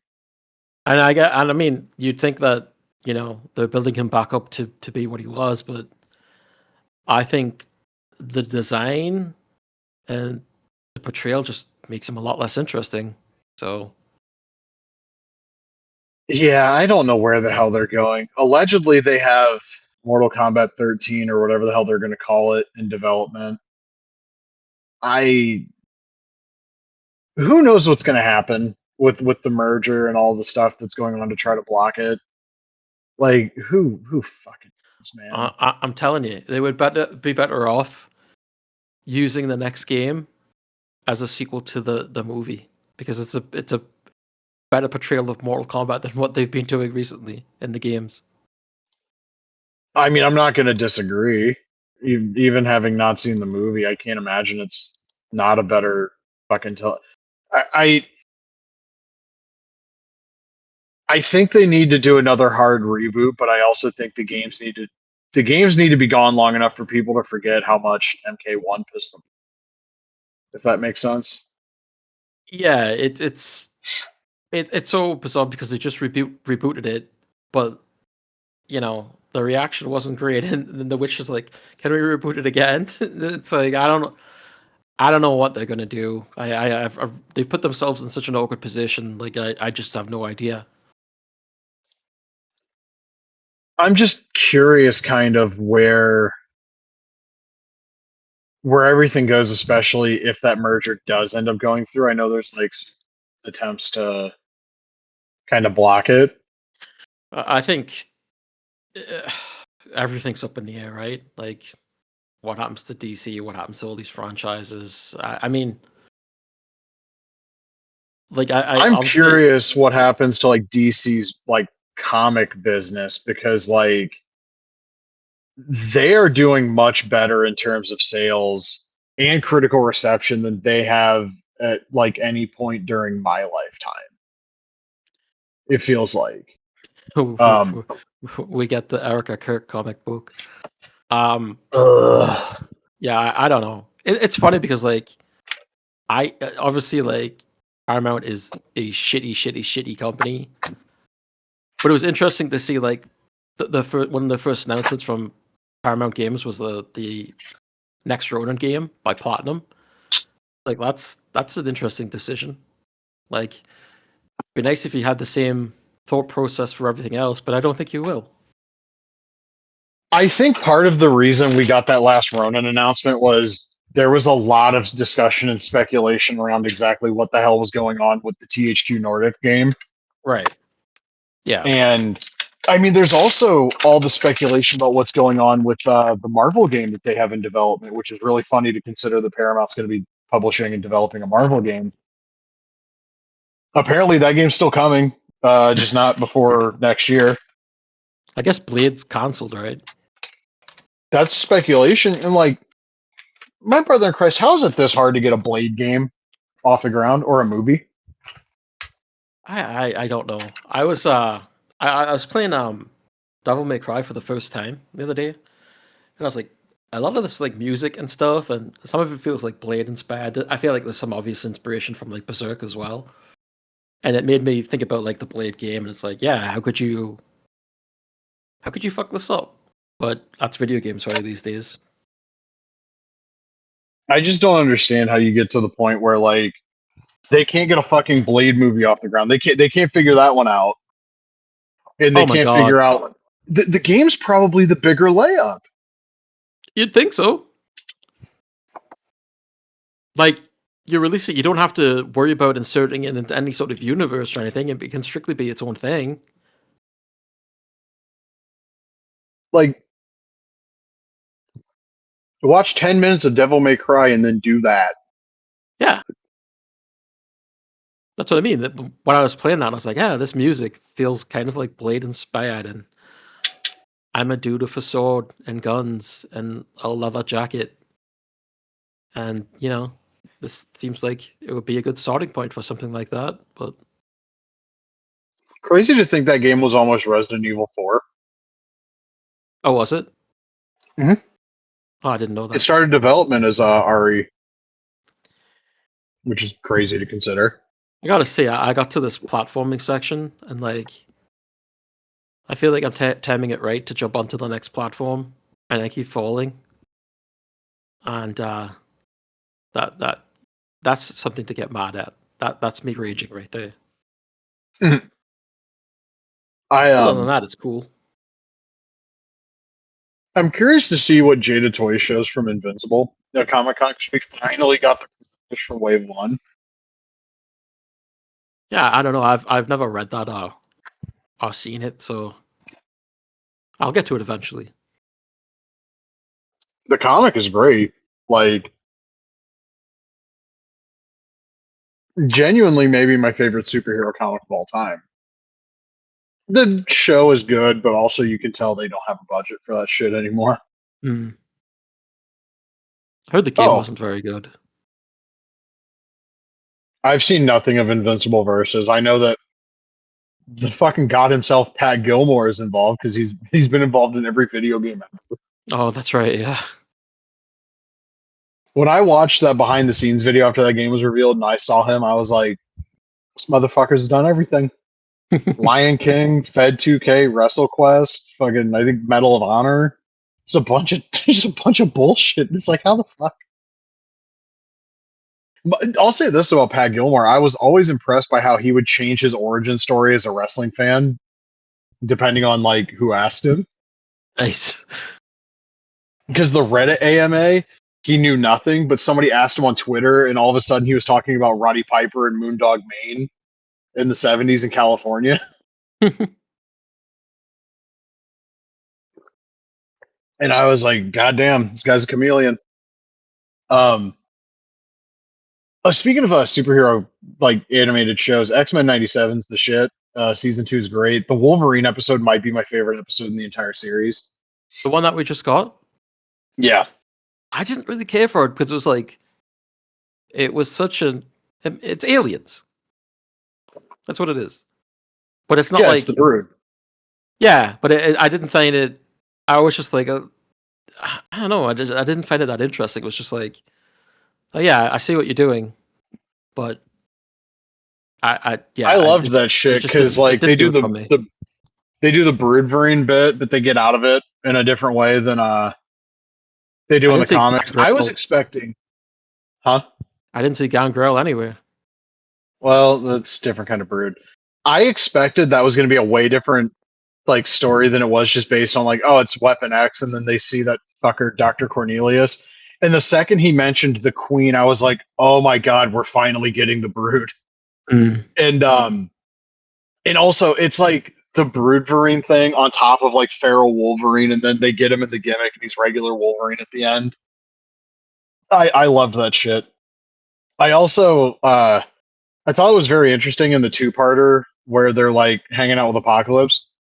Professor X did what has been dubbed the Holocaust beam on Twitter because he shoots the mental beam at Magneto and makes him relive the Holocaust in season 1 of the original series. He hits Apocalypse with that shit too. What a dick. I love that the animated series have kind of like they come so close to figuring out that Professor X is a piece of shit. Give someone Vietnam flashbacks. Adagio Frustrating starts playing. Dude, imagine the Punisher comes after Charles. It's a wrap. Oh god. It's a fucking wrap. I want to see the what's the actor's name again? I forget his name. John Bernthal. I want to see him reacting to that. The problem is though, isn't Bernthal's Punisher like an Iraq vet? I mean, same difference. Well, he's gone through a lot. I mean, I remember in the special that they did a few months ago, he was acting crazy in that. It feels parody a lot of the time, to be honest. I really liked that special because it turned into John Wick after a certain point. Like he's just killing people. I liked it too, but like, I don't know. I feel like the stuff he says about the Punisher is like just strange for someone that's playing the character. He seems like a very like pro police, and I don't know. He's a guy with very interesting beliefs because very much like not about like the manosphere, like toxic masculinity stuff, but then it's like he's pro-Israel. He's I guess police, I should say, like military. I think he's talked about stuff like that, but I don't know. He seems like a weird guy. I understand the concept of saying like I've talked to Marines to get like their take on the character because if you've never had PTSD, you don't get it. So talking to people that have had it, I guess, makes sense. Yeah. But like people people and Bernthal's one of them get way too into the like Punisher's the other side of the law. Like he's a dude who had some fucked up shit happen to him, realized the system doesn't work, and Yeah. he makes it everybody else's problem. Yeah, I think he was asked like at one point like, would you do like another show or a movie or whatever, another show? And he's like, well, if I did, I feel like I would have to be behind it. And I was like, about that. I mean, he was behind the recent television special. I'm pretty sure he wrote it.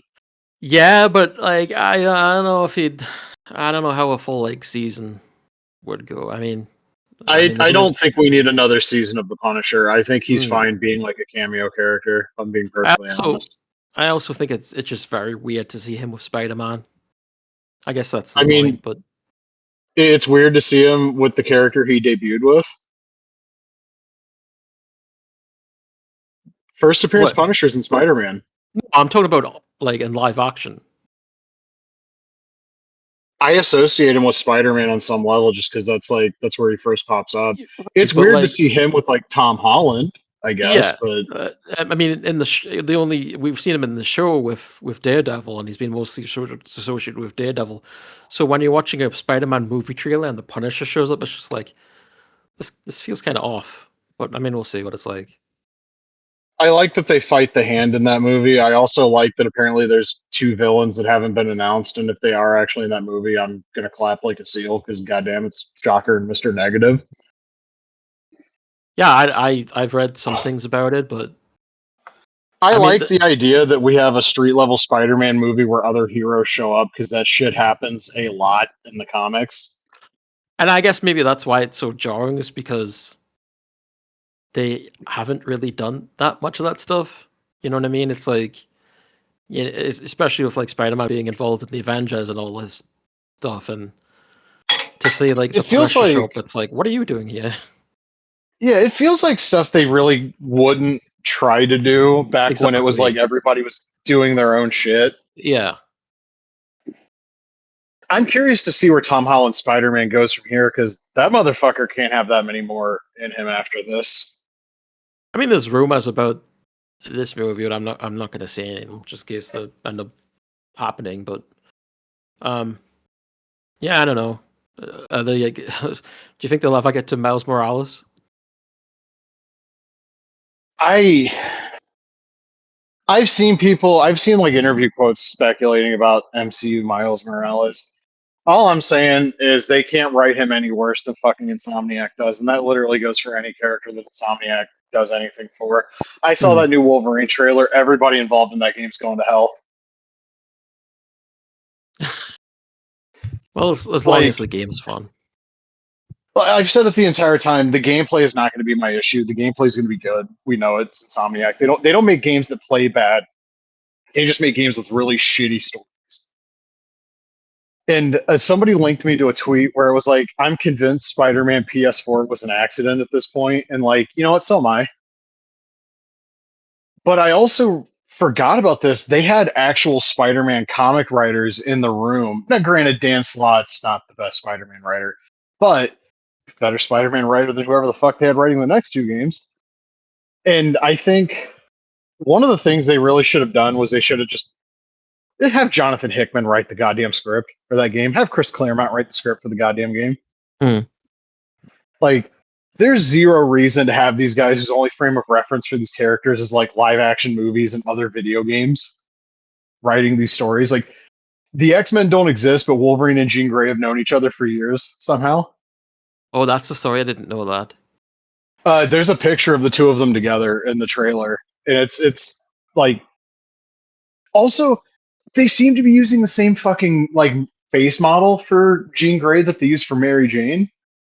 And Jean Grey in that game basically looks like Mary Jane from Spider-Man 2 dressed as like Scarlet Witch from the fucking MCU in street clothes. Interesting. That's yeah. I don't know. Yeah, like I've said it the whole time. That X-Men game needs to either be a turn-based RPG or like X-Men Legends 3, and I don't think Insomniac has the dog in them to do either. No. And I've hit the point where I really fucking hate the way the Insomniac games look. Like, I don't want photorealism in superhero games. I mean, Like, sorry, it's interesting when you talk about like we know the gameplay is going to be good, but like Spider-Man 2, I don't feel like it was like just the story that pulled me out of it. It was like the gameplay wasn't really anything to write home about. It was just like more of the same, and it didn't feel like it advanced enough, or it it wasn't feels like they interesting enough. gutted the combat too, because Yeah, like Peter and Miles are functionally the same character. It's just Miles ends up being the better character by the end of the game because they, for whatever reason, decided to just bitch Peter repeatedly in that game yeah, in every conceivable way. and like the gameplay trailers and stuff of Wolverine looks fun. I just hope there's like no nasty surprises that make me not like it. Downplay it in some way. That's one of my biggest worries with that game is that like what we've seen looks really cool and satisfying and looks a lot like X-Men Origins Wolverine.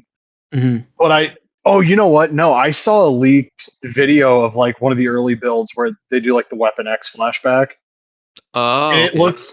it looks exactly like the fucking Weapon X mission from Origins. And I'm just like, there's a game from almost 20 years ago that does this exact same thing. Can Mm. we please just do something different? And I hate the whole Team X thing because why the fuck is he hanging out with Omega Red? I I mean, I literally get don't why. know like anything about the story other than like what they showed in the trailer of like the Leech and stuff being taken and a little bits of the air. Like I haven't really kept up with any of that stuff. Oh, I remember. I like info dumped that when that leak happened, and I was like, here's what this game's doing. But it's like, from what Oh, the right, leaks have right. shown, the story hasn't changed. Mister Sinister's still the big bad, and Right. Team X was put together by Sinister because he had a vision of Apocalypse. Like, what the fuck are we doing? See, now that you talk about it, it's just I have a terrible memory.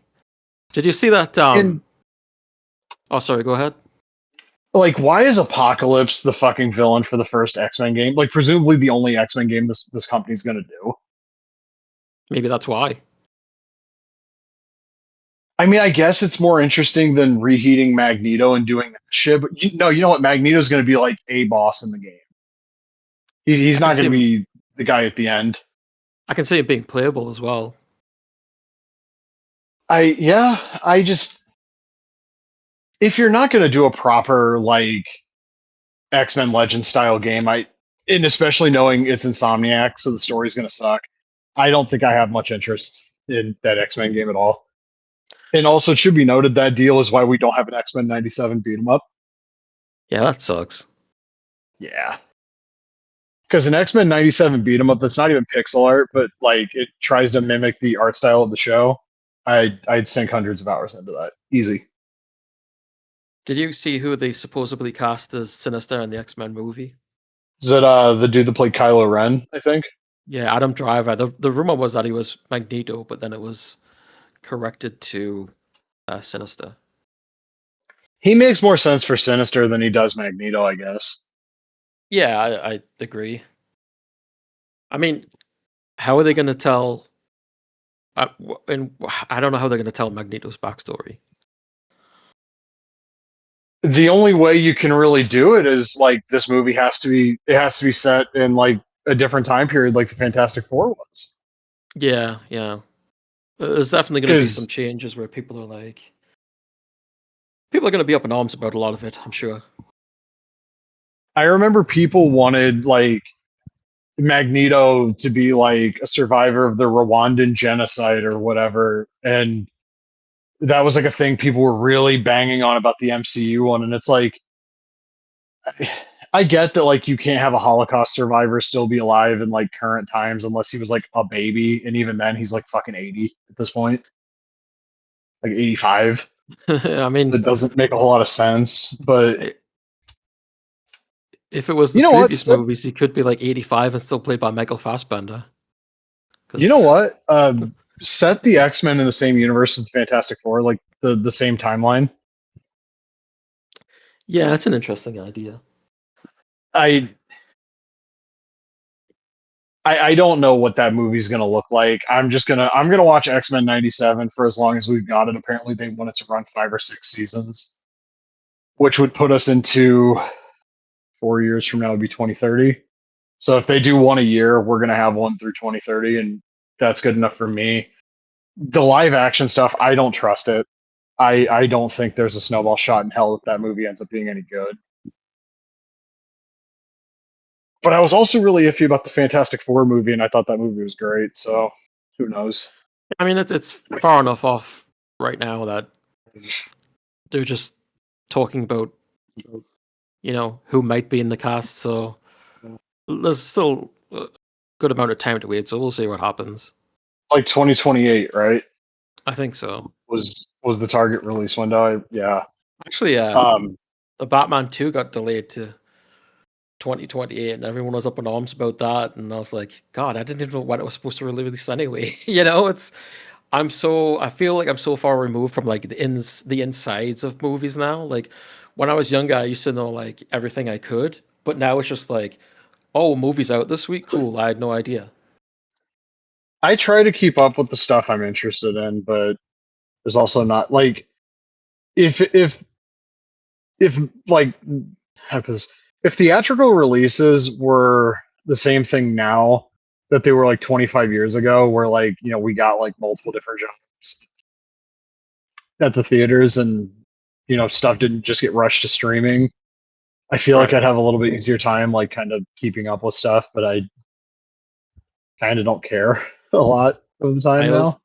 I also feel like the gap between part one and part two of the Batman is like totally fine because I don't really need a movie to come out like even every like 3 years or whatever. That's the way things used to be, is that you'd have to wait for movies, and now everyone just wants them out all the time.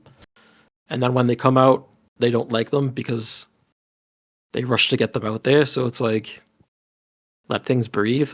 It's really not a big deal if you have to wait for a movie, unless you get hit by a car or something. I'm sure it'll be fine. Oh, also, I'm on Blu-ray.com, and I just saw the Freddy picture from the Nightmare Collection. Oh, Apparently, Paramount put the yeah. right amount of money on the table for the Craven estate to greenlight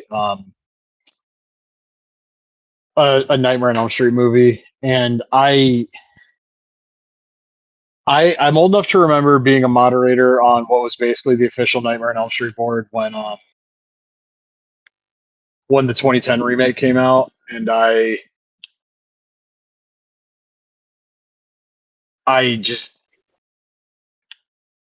I did not like that movie. I thought the people that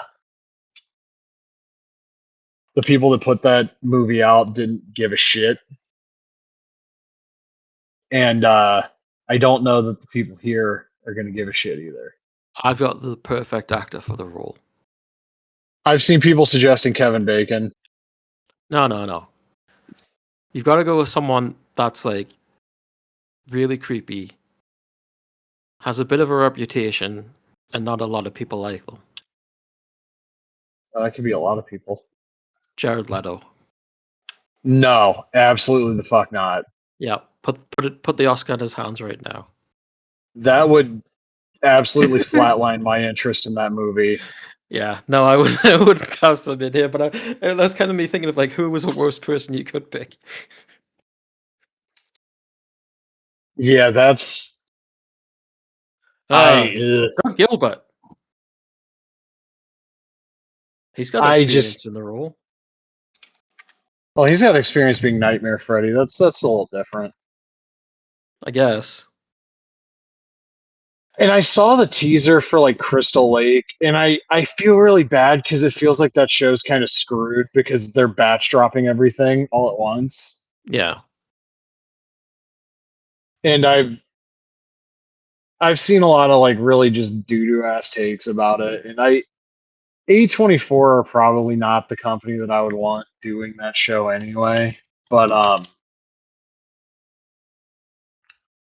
I just kind of wish if we had no like really solid ideas for these old franchises that we would just let them fuck it. Like do the re-releases, do new scans and put the old movies out there, but like I don't unless they show something really impressive, I do not need another new Nightmare on Elm Street movie.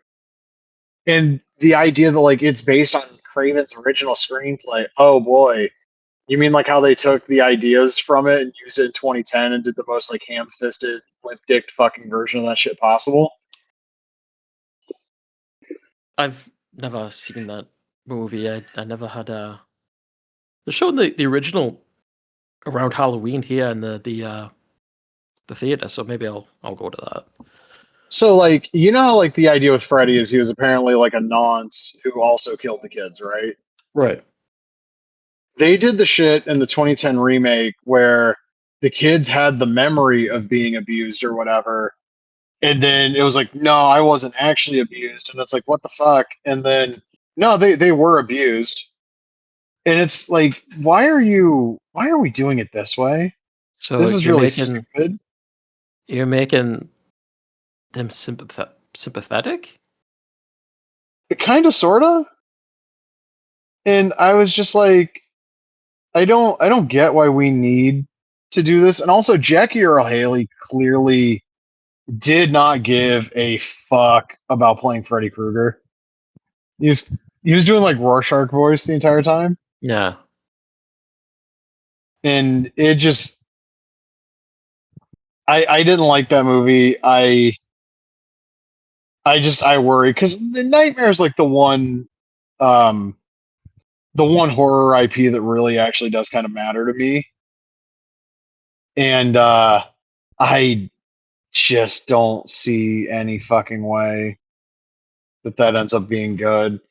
Now, if this new agreement leads to NECA being able to do, more new Nightmare figures, that's probably cool. I'm probably okay with that.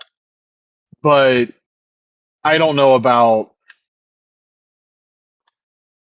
anything beyond that. Oh, we got to talk about the thing with PlayStation because that happened after our last podcast. The thing with PlayStation. Yeah, they kind of made a silly little announcement. Yeah, okay. Yeah, so I could have got if we would have recorded like 2 weeks ago, not 2 weeks ago, like last week. No, 2 weeks ago, July 5th.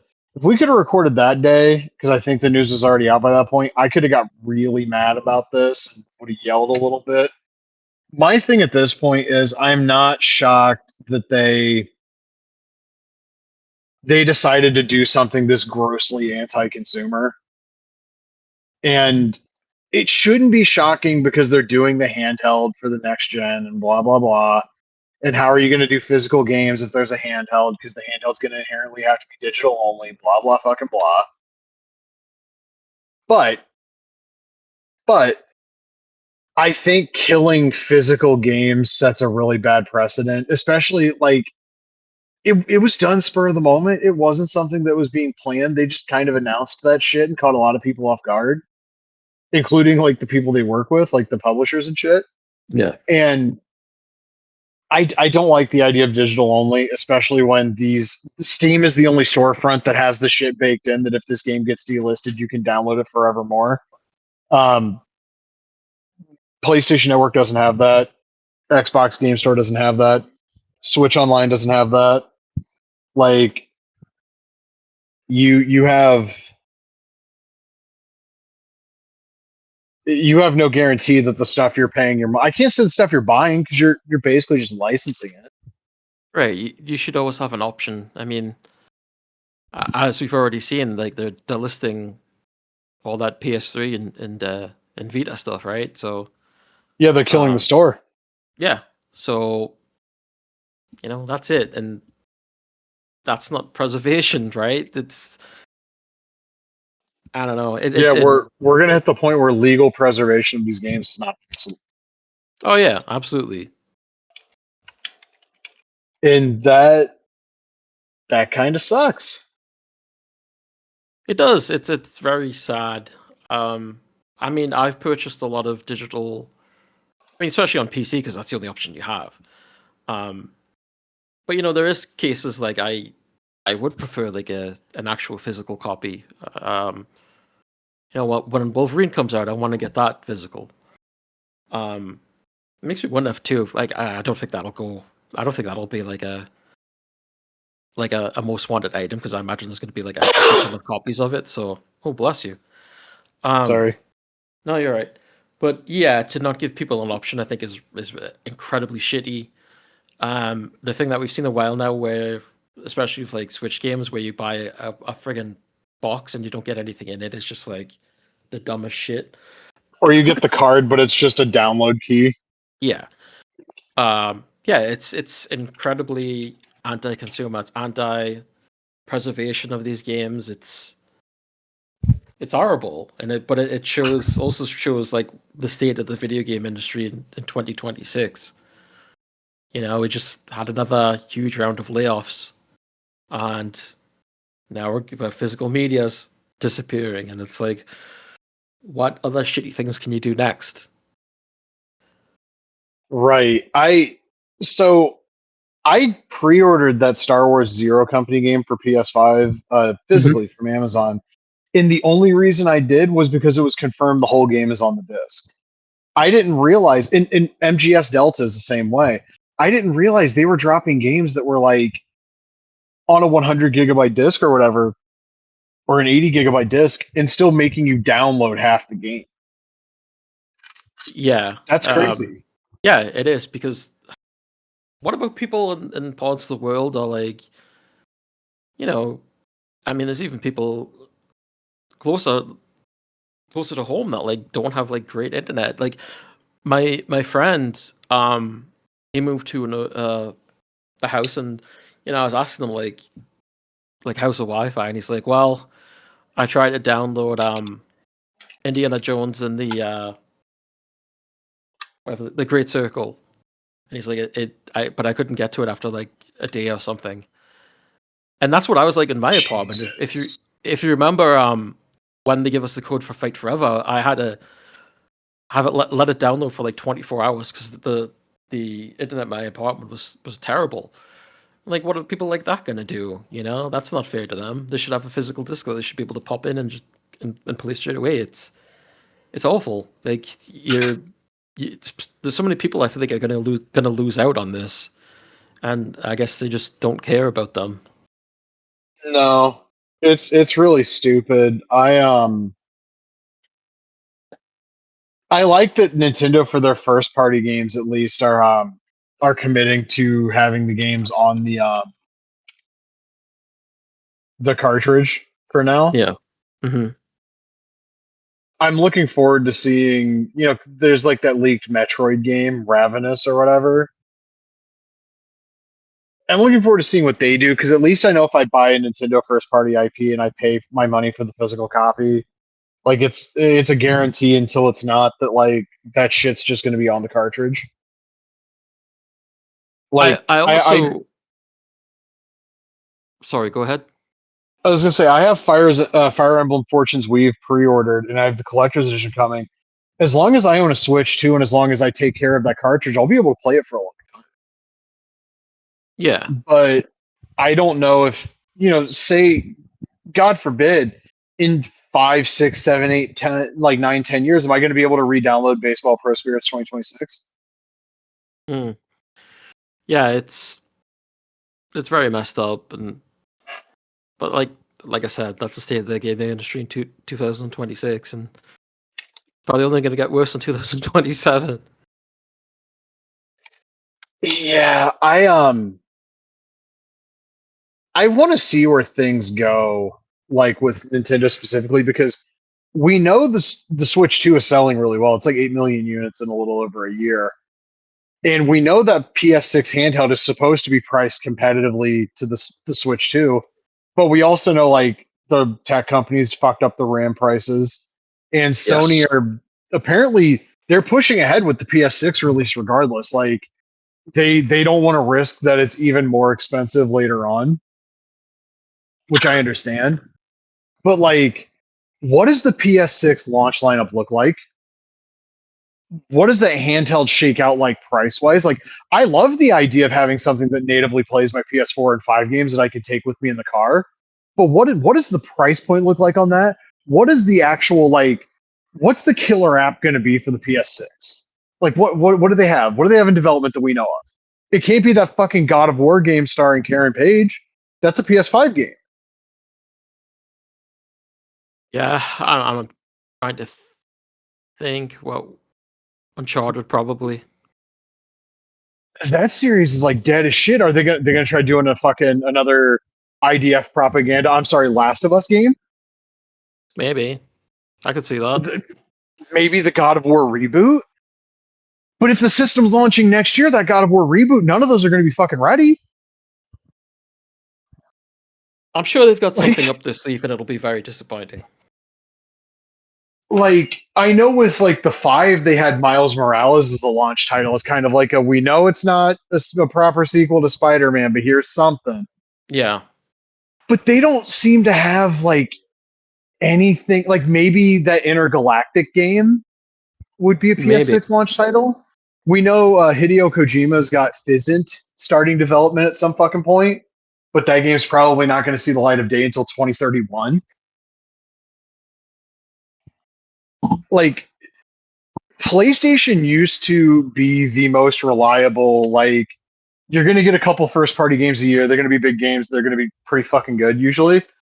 We get so few actual, like what else? Cornerstone type games from them now, it feels like. Mhm. And you know, Sons of Sparta did not review super duper well, but it did sell really well. Like you could always do a Ghost of Sparta or a Kratos game in that style, and I think that would sell, but that's not a fucking launch title. No, I Like don't. No I don't. Planet is not a launch title. I don't know. It's hard for me to imagine getting excited about anything they could do at this point. To be honest with you, I might get a little fired up if they show me a new Twisted Metal. if they show me Vib Ribbon, I'm down for that. But I don't think that's going to be their big thing. Like if they want to show me a remaster of fucking Twisted Metal 2012, you know? They've had all the goddamn time to do something with Twisted Metal. When their TV show's got 3 seasons and you don't have a game for it, like, come on. Well, they had that live service one in development that got fucking killed, and apparently they're still committed to live service games. It's like, can you not just Herman Schultz got or whatever that guy's name is, Herman? That motherfucker got to go. He's got to go. Yeah, it's crazy. Actually, is Herman Schultz a shocker? I think he is. I don't know. I just think of Herman from the Munsters. That guy's got to go. We need somebody from Japan to be in charge of fucking PlayStation again. Like New Japan learned it with that Harold Meiji weirdo. You can't let a honky run that business. You got to have like you got to have somebody who's actually from Japan running your shit. And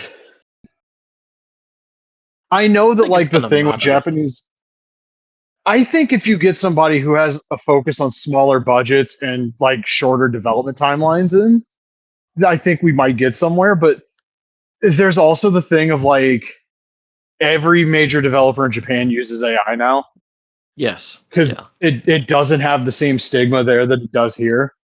Yep. And I know it's very easy to say this game has AI in it and I'm not going to support it, but when that becomes almost every game coming out, what happens?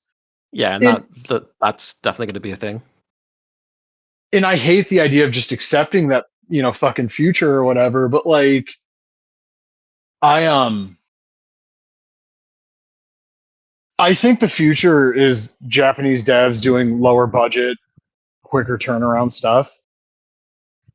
The Western, we've got to do like a fucking like a Marvel movie budget, and the game takes 9 years, and when it comes out, it's still pretty fucking unfinished. That's not sustainable. We can't do that anymore. Yes, that was what I was literally going to say. It's not really a sustainable business practice, as we've seen. I mean, it's going to be interesting, but I mean, I don't have very high hopes for what the future holds. I just don't. Like, I couldn't be less invested in future consoles. Like I just don't care. It's like my PC is a few years old now, but it still runs pretty well. And maybe I get to that point where I can't run the newest games. I mean, it should be able to run them at like smaller settings, but I have no interest in consoles, which is incredible because I've had consoles like my whole life, right? But now it's just like, yeah, I'm good. I think I'm more interested in just seeing what happens than I am in anything in particular. Yeah, me too. I'm curious as to how much worse it can get.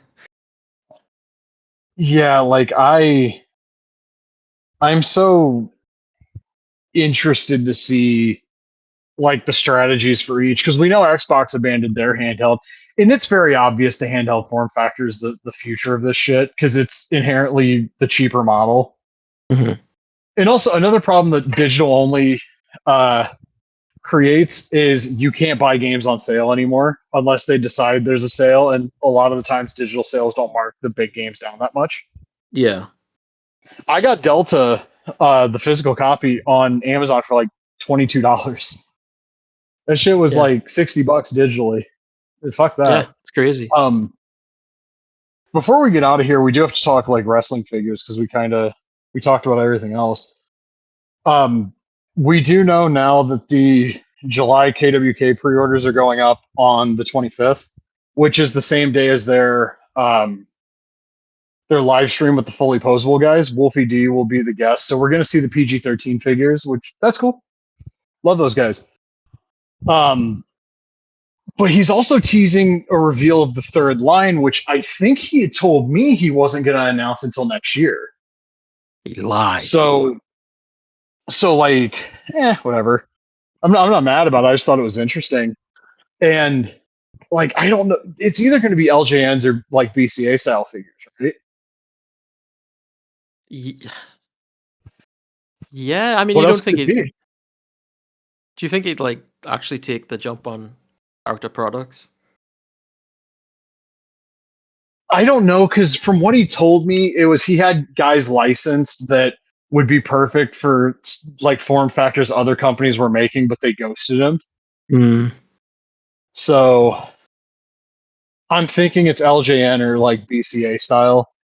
We saw the renders revealing the attires for the Jake and Bad News figures. So the general ones, which are Bad News, black trunks, black knee pads with like the white lines and like the black and white boots, in Jake in black tights, Hebner with the blue shirts exclusive to the ring. Those are the ones that are limited to 500. That's like the baseline. These are going to be limited 500. But Squared Circle Toys has Bad News in all black, Jake in green from SummerSlam 90, and a white shirt Earl Hebner.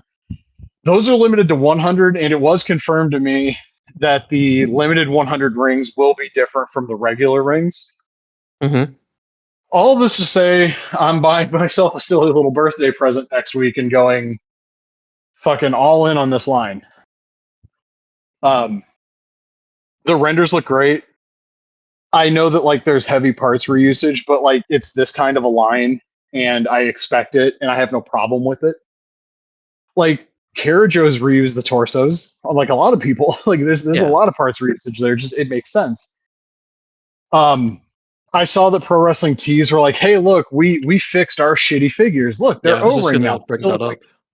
They still like you look at that Jake and that snake is like tiny, and you see like the render of the KWK one, and it actually looks like a massive fucking python. Why would I spend the money on the fucking Pro Wrestling Tees one when the KWK one's right around the corner? It looks more like Jake. It's in a better attire, and Damien looks like Damien. Right. Yeah. He did say that it's J&J. They posted this morning that the Tenyu and Kabuki figures are on the way. We saw the finished mock-ups of them. I can't wait to see those in person. I will say my one minor criticism of Kabuki in the box is I wish they would have put the mist and the head for him off to the side, like both off to the same side, so that they could have. He's got that thing going on where like the bottom of the bubble is like so far above. Like you can't put these in like a regular protector because of how high on the card he is. Mm-hmm. I feel like if you just put the two things off to the side, you could have slid everything down and closer, and it would have been a little bit more like an actual Hasbro in the packaging. But that's such a fucking that's such a small nitpick. The Tenyu looks awesome. I wish the belts were able to be like a different shape for each belt, but he explained it on Fully Posable. Basically, like the tooling on that would make it completely unfeasible financially to make that Tenyu. Mhm. Like the price would have had to have gone up so much. I get it. The head sculpt is great. It was not done by JPD Customs. It was apparently done by somebody at the factory. The Kabuki heads look great. I know there was an issue with like the decal on the face paint. Apparently, to do Kabuki's face paint accurately, it would have taken like 40 something printing pads, which would have been incredibly expensive. So again, we get a decal. I don't like to say cheaping out because it's going to look good, but when you're only doing so many of these, I'm not going to blame somebody if they think the decal is the more feasible option financially. It kind of is what it is at that point. Yeah. I did ask if getting Tenyu was possible in the O-ring line, and apparently they already have the lineup for next year's set, which he had told me who some of them were, but apparently there's a woman coming to the line next year as well, and Ooh. there's a bunch of reveals coming next Sunday. Yeah, I'm looking forward to it. Because Yeah, Barry it can't Horowitz be any. isn't on it. Thank God, man. That shit was brutal. But it says new lineups, new reveals, or new unveils, new signings, new announcements, O-ring heroes, kayfabe heroes, and then a third line.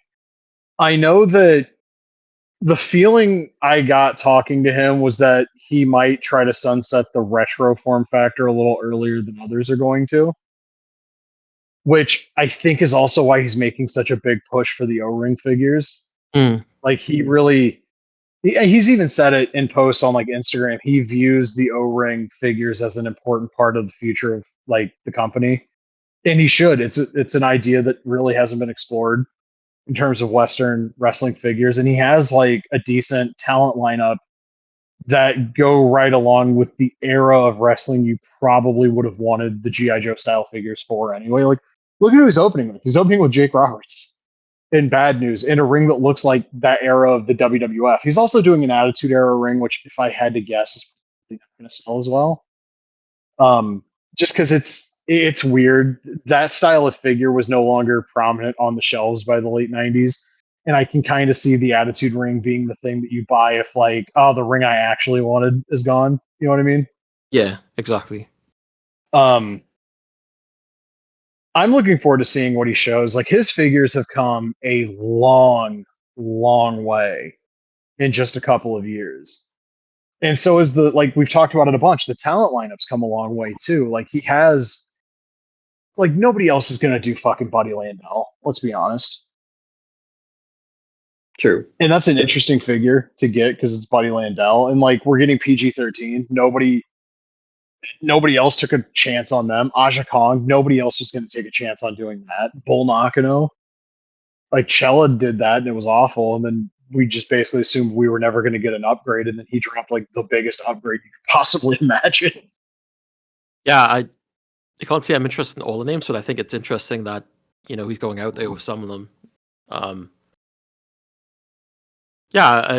We'll see who else he has down the line. He did tease having a legendary tag team signed in reference to the O-ring line. And legendary tag team. I'm wondering if it's the Powers of Pain. Yeah, I could see that. Like they fit the idea of every form factor he's doing so perfectly.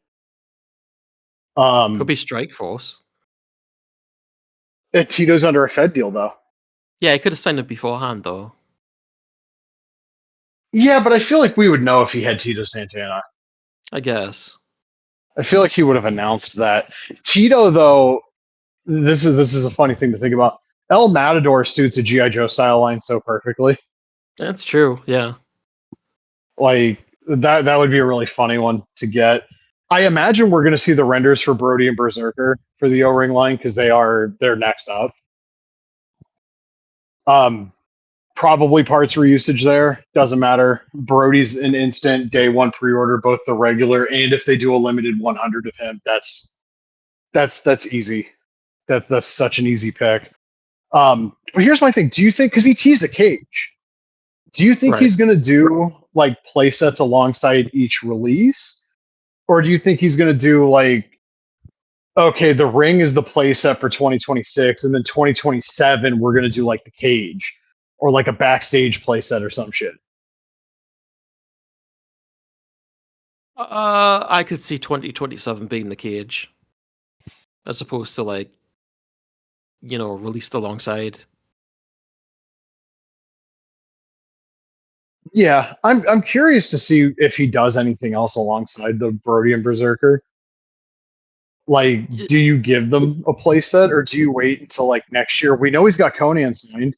Mhm. Presumably, Conan's going to find his way into that line. It would be really funny if the three versions of him did. Be interesting to see some different rings. I mean, if you're doing like Conan and different people from different companies, I mean, I wonder like how expensive it is to produce the rings, and do we know like exactly how large they are? We don't know how big the ring is yet. No, I Right. suspect we're going to find out next Sunday or next Saturday. Yeah, it's Saturday, not Sunday. Jesus, 25th. Okay. Yeah. Yeah. So we'll be talking about that next week for sure. Yeah. Um, I'm hoping it's big enough to accommodate. Like, I don't want it to be a ring where like you can stand in one corner, do a vertical suplex, and then like both guys are touching each. I want it to be a little bit Right. bigger than.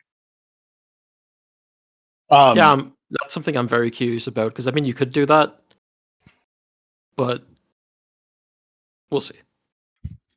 and I'm interested to see how the ring is constructed because I think he said it was like four pieces on Hmm. the fig heel thing. So like, are the ring posts just going to be molded in as part of the ring? That feels potentially catastrophic in terms of like shipping. Could you? So, I mean, you could mix and match parts. I mean, it sounds like a weird idea, but you could potentially mix and match parts of different rings, like the WWF Golden Era style and like the Attitude, if it comes in four separate parts. I don't know Yeah. why you would do that. I'm just saying that's you could release an Well, old Japan swap ring. if you swap the black ring posts onto the golden era ring, it's like that one, like the Hasbro ring, like with the Yeah, black posts and true. buckles, I guess. I'm interested to see that. I want to see the packaging mock-ups. I want to see what the box for that ring is going to look like because that's kind of interesting. Yeah, it, I think it should look like the Hasbro, not like the I'm Hasbro ring, but thinking, like the color scheme. I'm thinking it's going to be an in between of that box and like a GI Joe like vehicle box, Yeah, like a probably. hybrid type thing. Yeah. Yeah, that's my guess. And then we're gonna see Aja Khan because she's still coming out this year. And yeah, I don't know if any of the other companies are going to show anything like the indie ones. I know Mitch showed off his Raven. It's the same goddamn size as Batista because scale just means these things are the same size in general, which is it's dumb as shit. is Um, is one leg longer than the other? Because he had the no, sole on one boot. no, unfortunately. Oh, I also saw like he showed like new prototypes of the Quebecers and it still looks like the same fucking guy for both of them. And PCO doesn't look like Jacques Rougeau at all. no. So who fucking knows? I want to see the Mark Marrow, but I also know there's zero shot in hell I buy the Mark Marrow. I guess the Epic Legas were on their way to.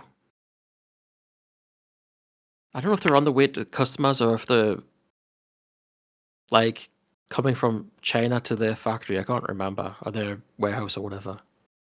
But they should be out soon, I anyway. forgot. I forgot about those. I think I ordered both of them. I can't remember now. I know they announced the natural Dustin Rhodes, and I think both versions of him look pretty good. I kind of wish the one in yellow was in the pose of the one in red. Also, the one in red's kind of a remake of the Galoob, which is funny. I do think the figures look good. I was just reacting to the tweet that he made the other day that I remembered. But Eh. yeah, I think the figures are good. It's the one about him wanting to be world champion because I still fully support the idea of it. No, he put out a tweet. He retweeted an AI picture of very busty women, and it was like, "This is what the Odyssey should be like," or something. And the account was like MAGA something, and he said, "Hey, Megan Bain would be good in this role," or something. And I was like, Jesus Christ. yeah, I saw that the Epic Nasty Boys went up, and I hate the idea of the magnetic heads. That feels really lazy and cheap. And I also still remember them trying to make a Hayabusa figure without Ayane Izaki's knowledge. are they still doing that? We don't even know that, right? Yeah, I don't know if they shelved it or whatever. I know that KWK reached out to them and they either ghosted him or told him to go fuck himself. It was one or the other, but like, yeah, not a great. And I know that Epic are doing like direct to consumer in the US now, right? Like Yeah, I think you can so. just order those shits in the US, but Yeah, I go to the website and it's still in pounds, so I don't know. I don't know what's going on there. I also saw they're doing Bone Crushing Wrestlers Macho Man, and there's like a yellow and pink one, and there's like one that's kind of sort of like that one Bash at the Beach Elite that Mattel did like 10 years ago. who's doing that? Figure collections, Bone Crushing Wrestlers. Right. Okay. Oh, J and Those, J Figures got some Epic figures in, but they don't have any of the ones I actually want. those, I don't. Bone crushing hasn't really taken off. No, and we've talked about this. Those were the figures that were around during the big boom in the late '90s, but it's not a line that people look back on like the Hasbro's or the LJNs. They were kind of like shitty figures, and a lot of us knew it then. Yeah, they don't they haven't held up as well as the other brands. Like it was cool to get the Hardys in that style as somebody who had, a couple different sets of custom Hardys in that style. Mm-hmm. And I'm looking at the Hasbro style Hardys he did. I got the one where like they're in the black and blue shirts instead of the red double slam 4 homage that I'm getting really. I was tired of seeing that shit like 10 years ago. I'm really tired of it now. But like, I don't know that anybody's asking for Matt Cardona or Danhausen in that style. And I understand like you might think that'll help like kickstart your line or whatever, but I do the retros and do the 6-inch figures like Patriot and Yeah. like expand that roster. I don't do the Kenner style figures. I get that they have to do 9 million of Savage and Andre because CMG brands, but we do not, under any circumstances, need bone crunching action figures if you're not going to just commit to filling the gaps or doing like the guys from the other promotions. And even if he does that, like we've seen, they don't sell very. Yeah, exactly. I think if there was a big secondary market for the original line, it would be one thing, but like you can get a lot of those old BCA figures and box sets and stuff for pretty cheap still. Yeah. It's not like, oh, I want to grab my red card Bret Hart Hasbro I had as a kid. And he's like $300 loose. That shit's not happening with the Bone Crushers. It probably won't for a long time because those things were produced into the millions. Mm. Like you're not gonna. We're years away from finding like Slammer's Series 2 Kane being impossible to find. That's a long ways off. We're a long ways off from like Series 2 Owen Hart being really hard to get. Like the Diesel and Racer 2-pack, like there's a secondary market for that still to this day, but like I think even the Brett and Owen one too, because those are unique deco as well. But by and large, that line's super easy. If you wanted to recollect the BCA line or the Titantron figures, it's not hard until you get to like the really obscure like store exclusives, and even then, not that expensive. Yeah, I mean, it was a And fun I just, idea when it was announced, but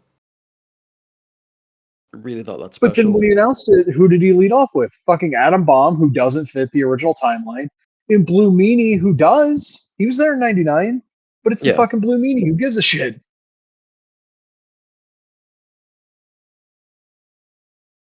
And then also he paired with Cella for those figures, and there's like a whole series of things that I guess went down with Jack from Figure Collections and that.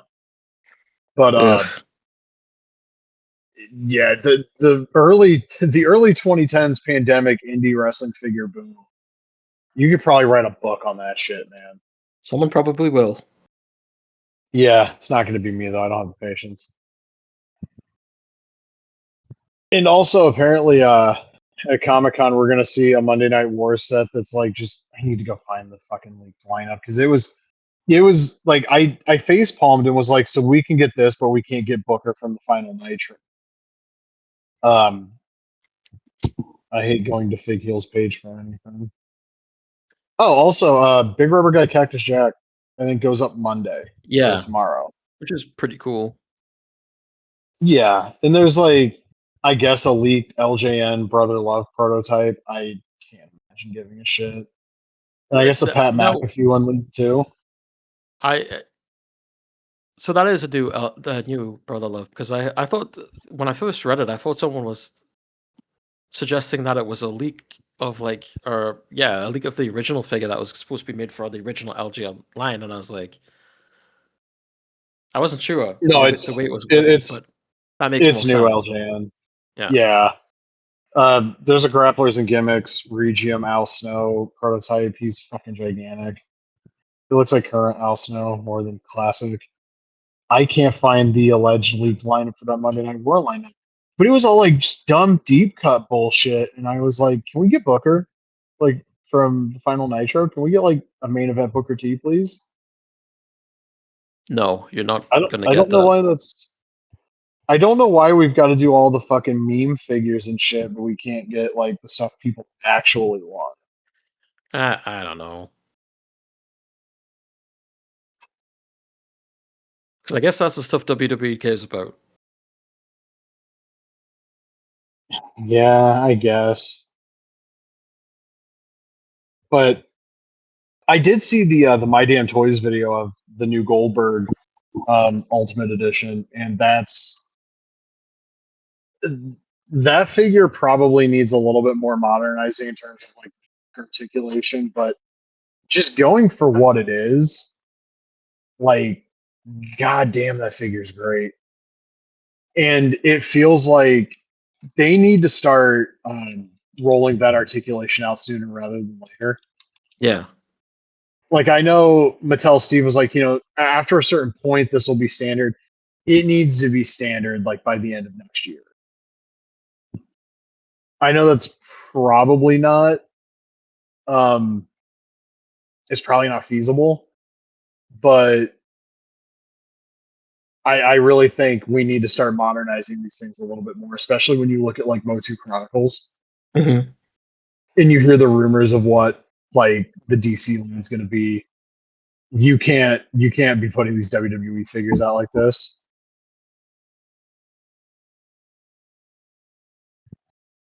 I'm also curious when that Goldberg starts showing up in stores. Well, it won't be showing up here, that's for sure. We don't get anything. Like I saw the cactus at my local Walmart. There was like 4 of them on the shelf, and when I worked at that Walmart, there was a salaried manager who made it a point to scoop up store exclusives so he could resell them. Oh, nice. And I don't know if this was just it happened in transit or what, but that every cactus I saw had a box that was like dinged up in a way that if you were like an inbox collector, you deliberately would just be like, I don't think I want this. Yeah. So I think he might be striking again. But I'm looking at the comparisons of this and the previous Monday Night War Goldberg, and this is such a huge upgrade. Like that, like Batista Ultimate Warrior torso didn't even work for those guys. And you see this Goldberg one, and like traps are fucking jacked. It looks like Goldberg. Also, like not as disproportionate as the Batista torso. Also, the head sculpts are better. The paint apps on the head sculpts are better. Like this is, I don't want to say perfect because I think like they could update the neck articulation to be a ball with like a hinge for the head, and you get even more range of motion. But for what this is, this Goldberg, like the only way they're going to top is if they add that neck piece. I can't conceive of how you would do a better Goldberg. It's spot on, and I really hate that we're going to be getting a similar treatment for Steve Austin probably in the next year or two after they did that Monday Night War when there was such a huge upgrade. But like this requires new torso tooling. So like if we could run Scott Hall through this real quick, so we get a Razor that doesn't have the AJ Styles torso, that'd be cool. This is probably going to be really good for posing like Bret Hart doing the sharpshooter. Also, you're going to be able to get way more range of motion out of Shawn Michaels, for example. Like I know I'm only naming classic wrestlers, but that's like the only interest I have in this line. I know one person hosting this podcast has a Jey Uso collection. It's not me. It's not Oh yeah, me. of course. It's yeah, like I've been down since day one ish. Whatever the fuck that means. I missed the comment on this Discord that I just saw and I did not care for. On the UPW, it's the guy that was like all ads. And he's talking about the action figures. These are extras. Be grateful. Be grateful. Be grateful for what, bro? That is. Be grateful for these action figures. Like,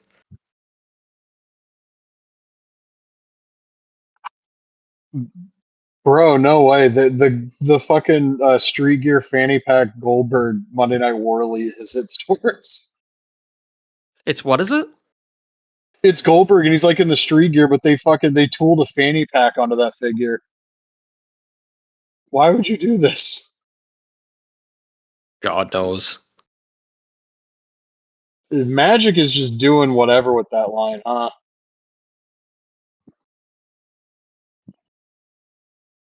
Oh, you know what? I forgot that they were doing the Albano, Piper, and Cyndi Lauper set.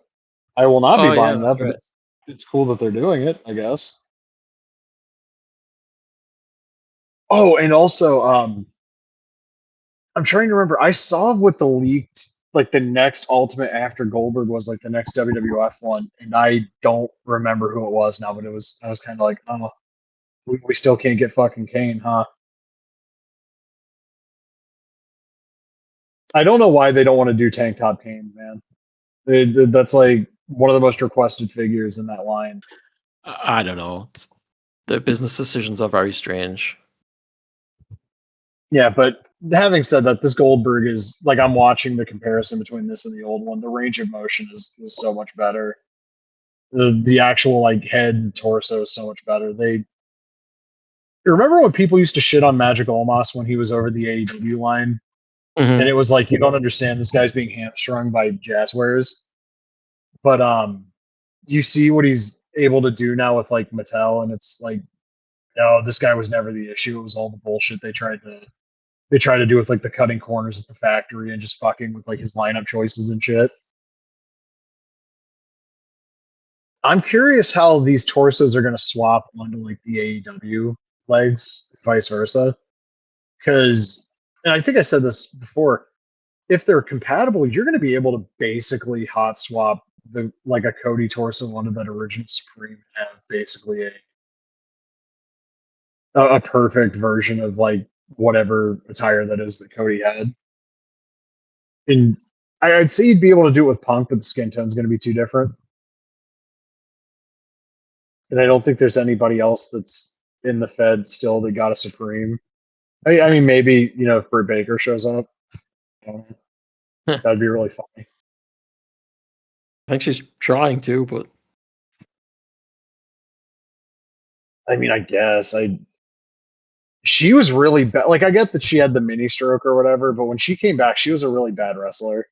And truthfully, by the time that she was like sidelined, she was also being lapped by basically every woman in that company.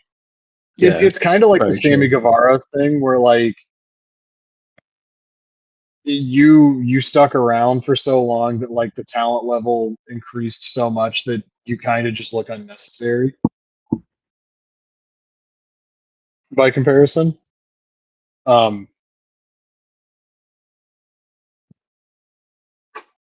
I I don't even know who they could make in this line after Goldberg that I would be that hyped about. Like, but they're not gonna run back Scotty Steiner, even though he was like impossible to find. Yeah. They're not gonna.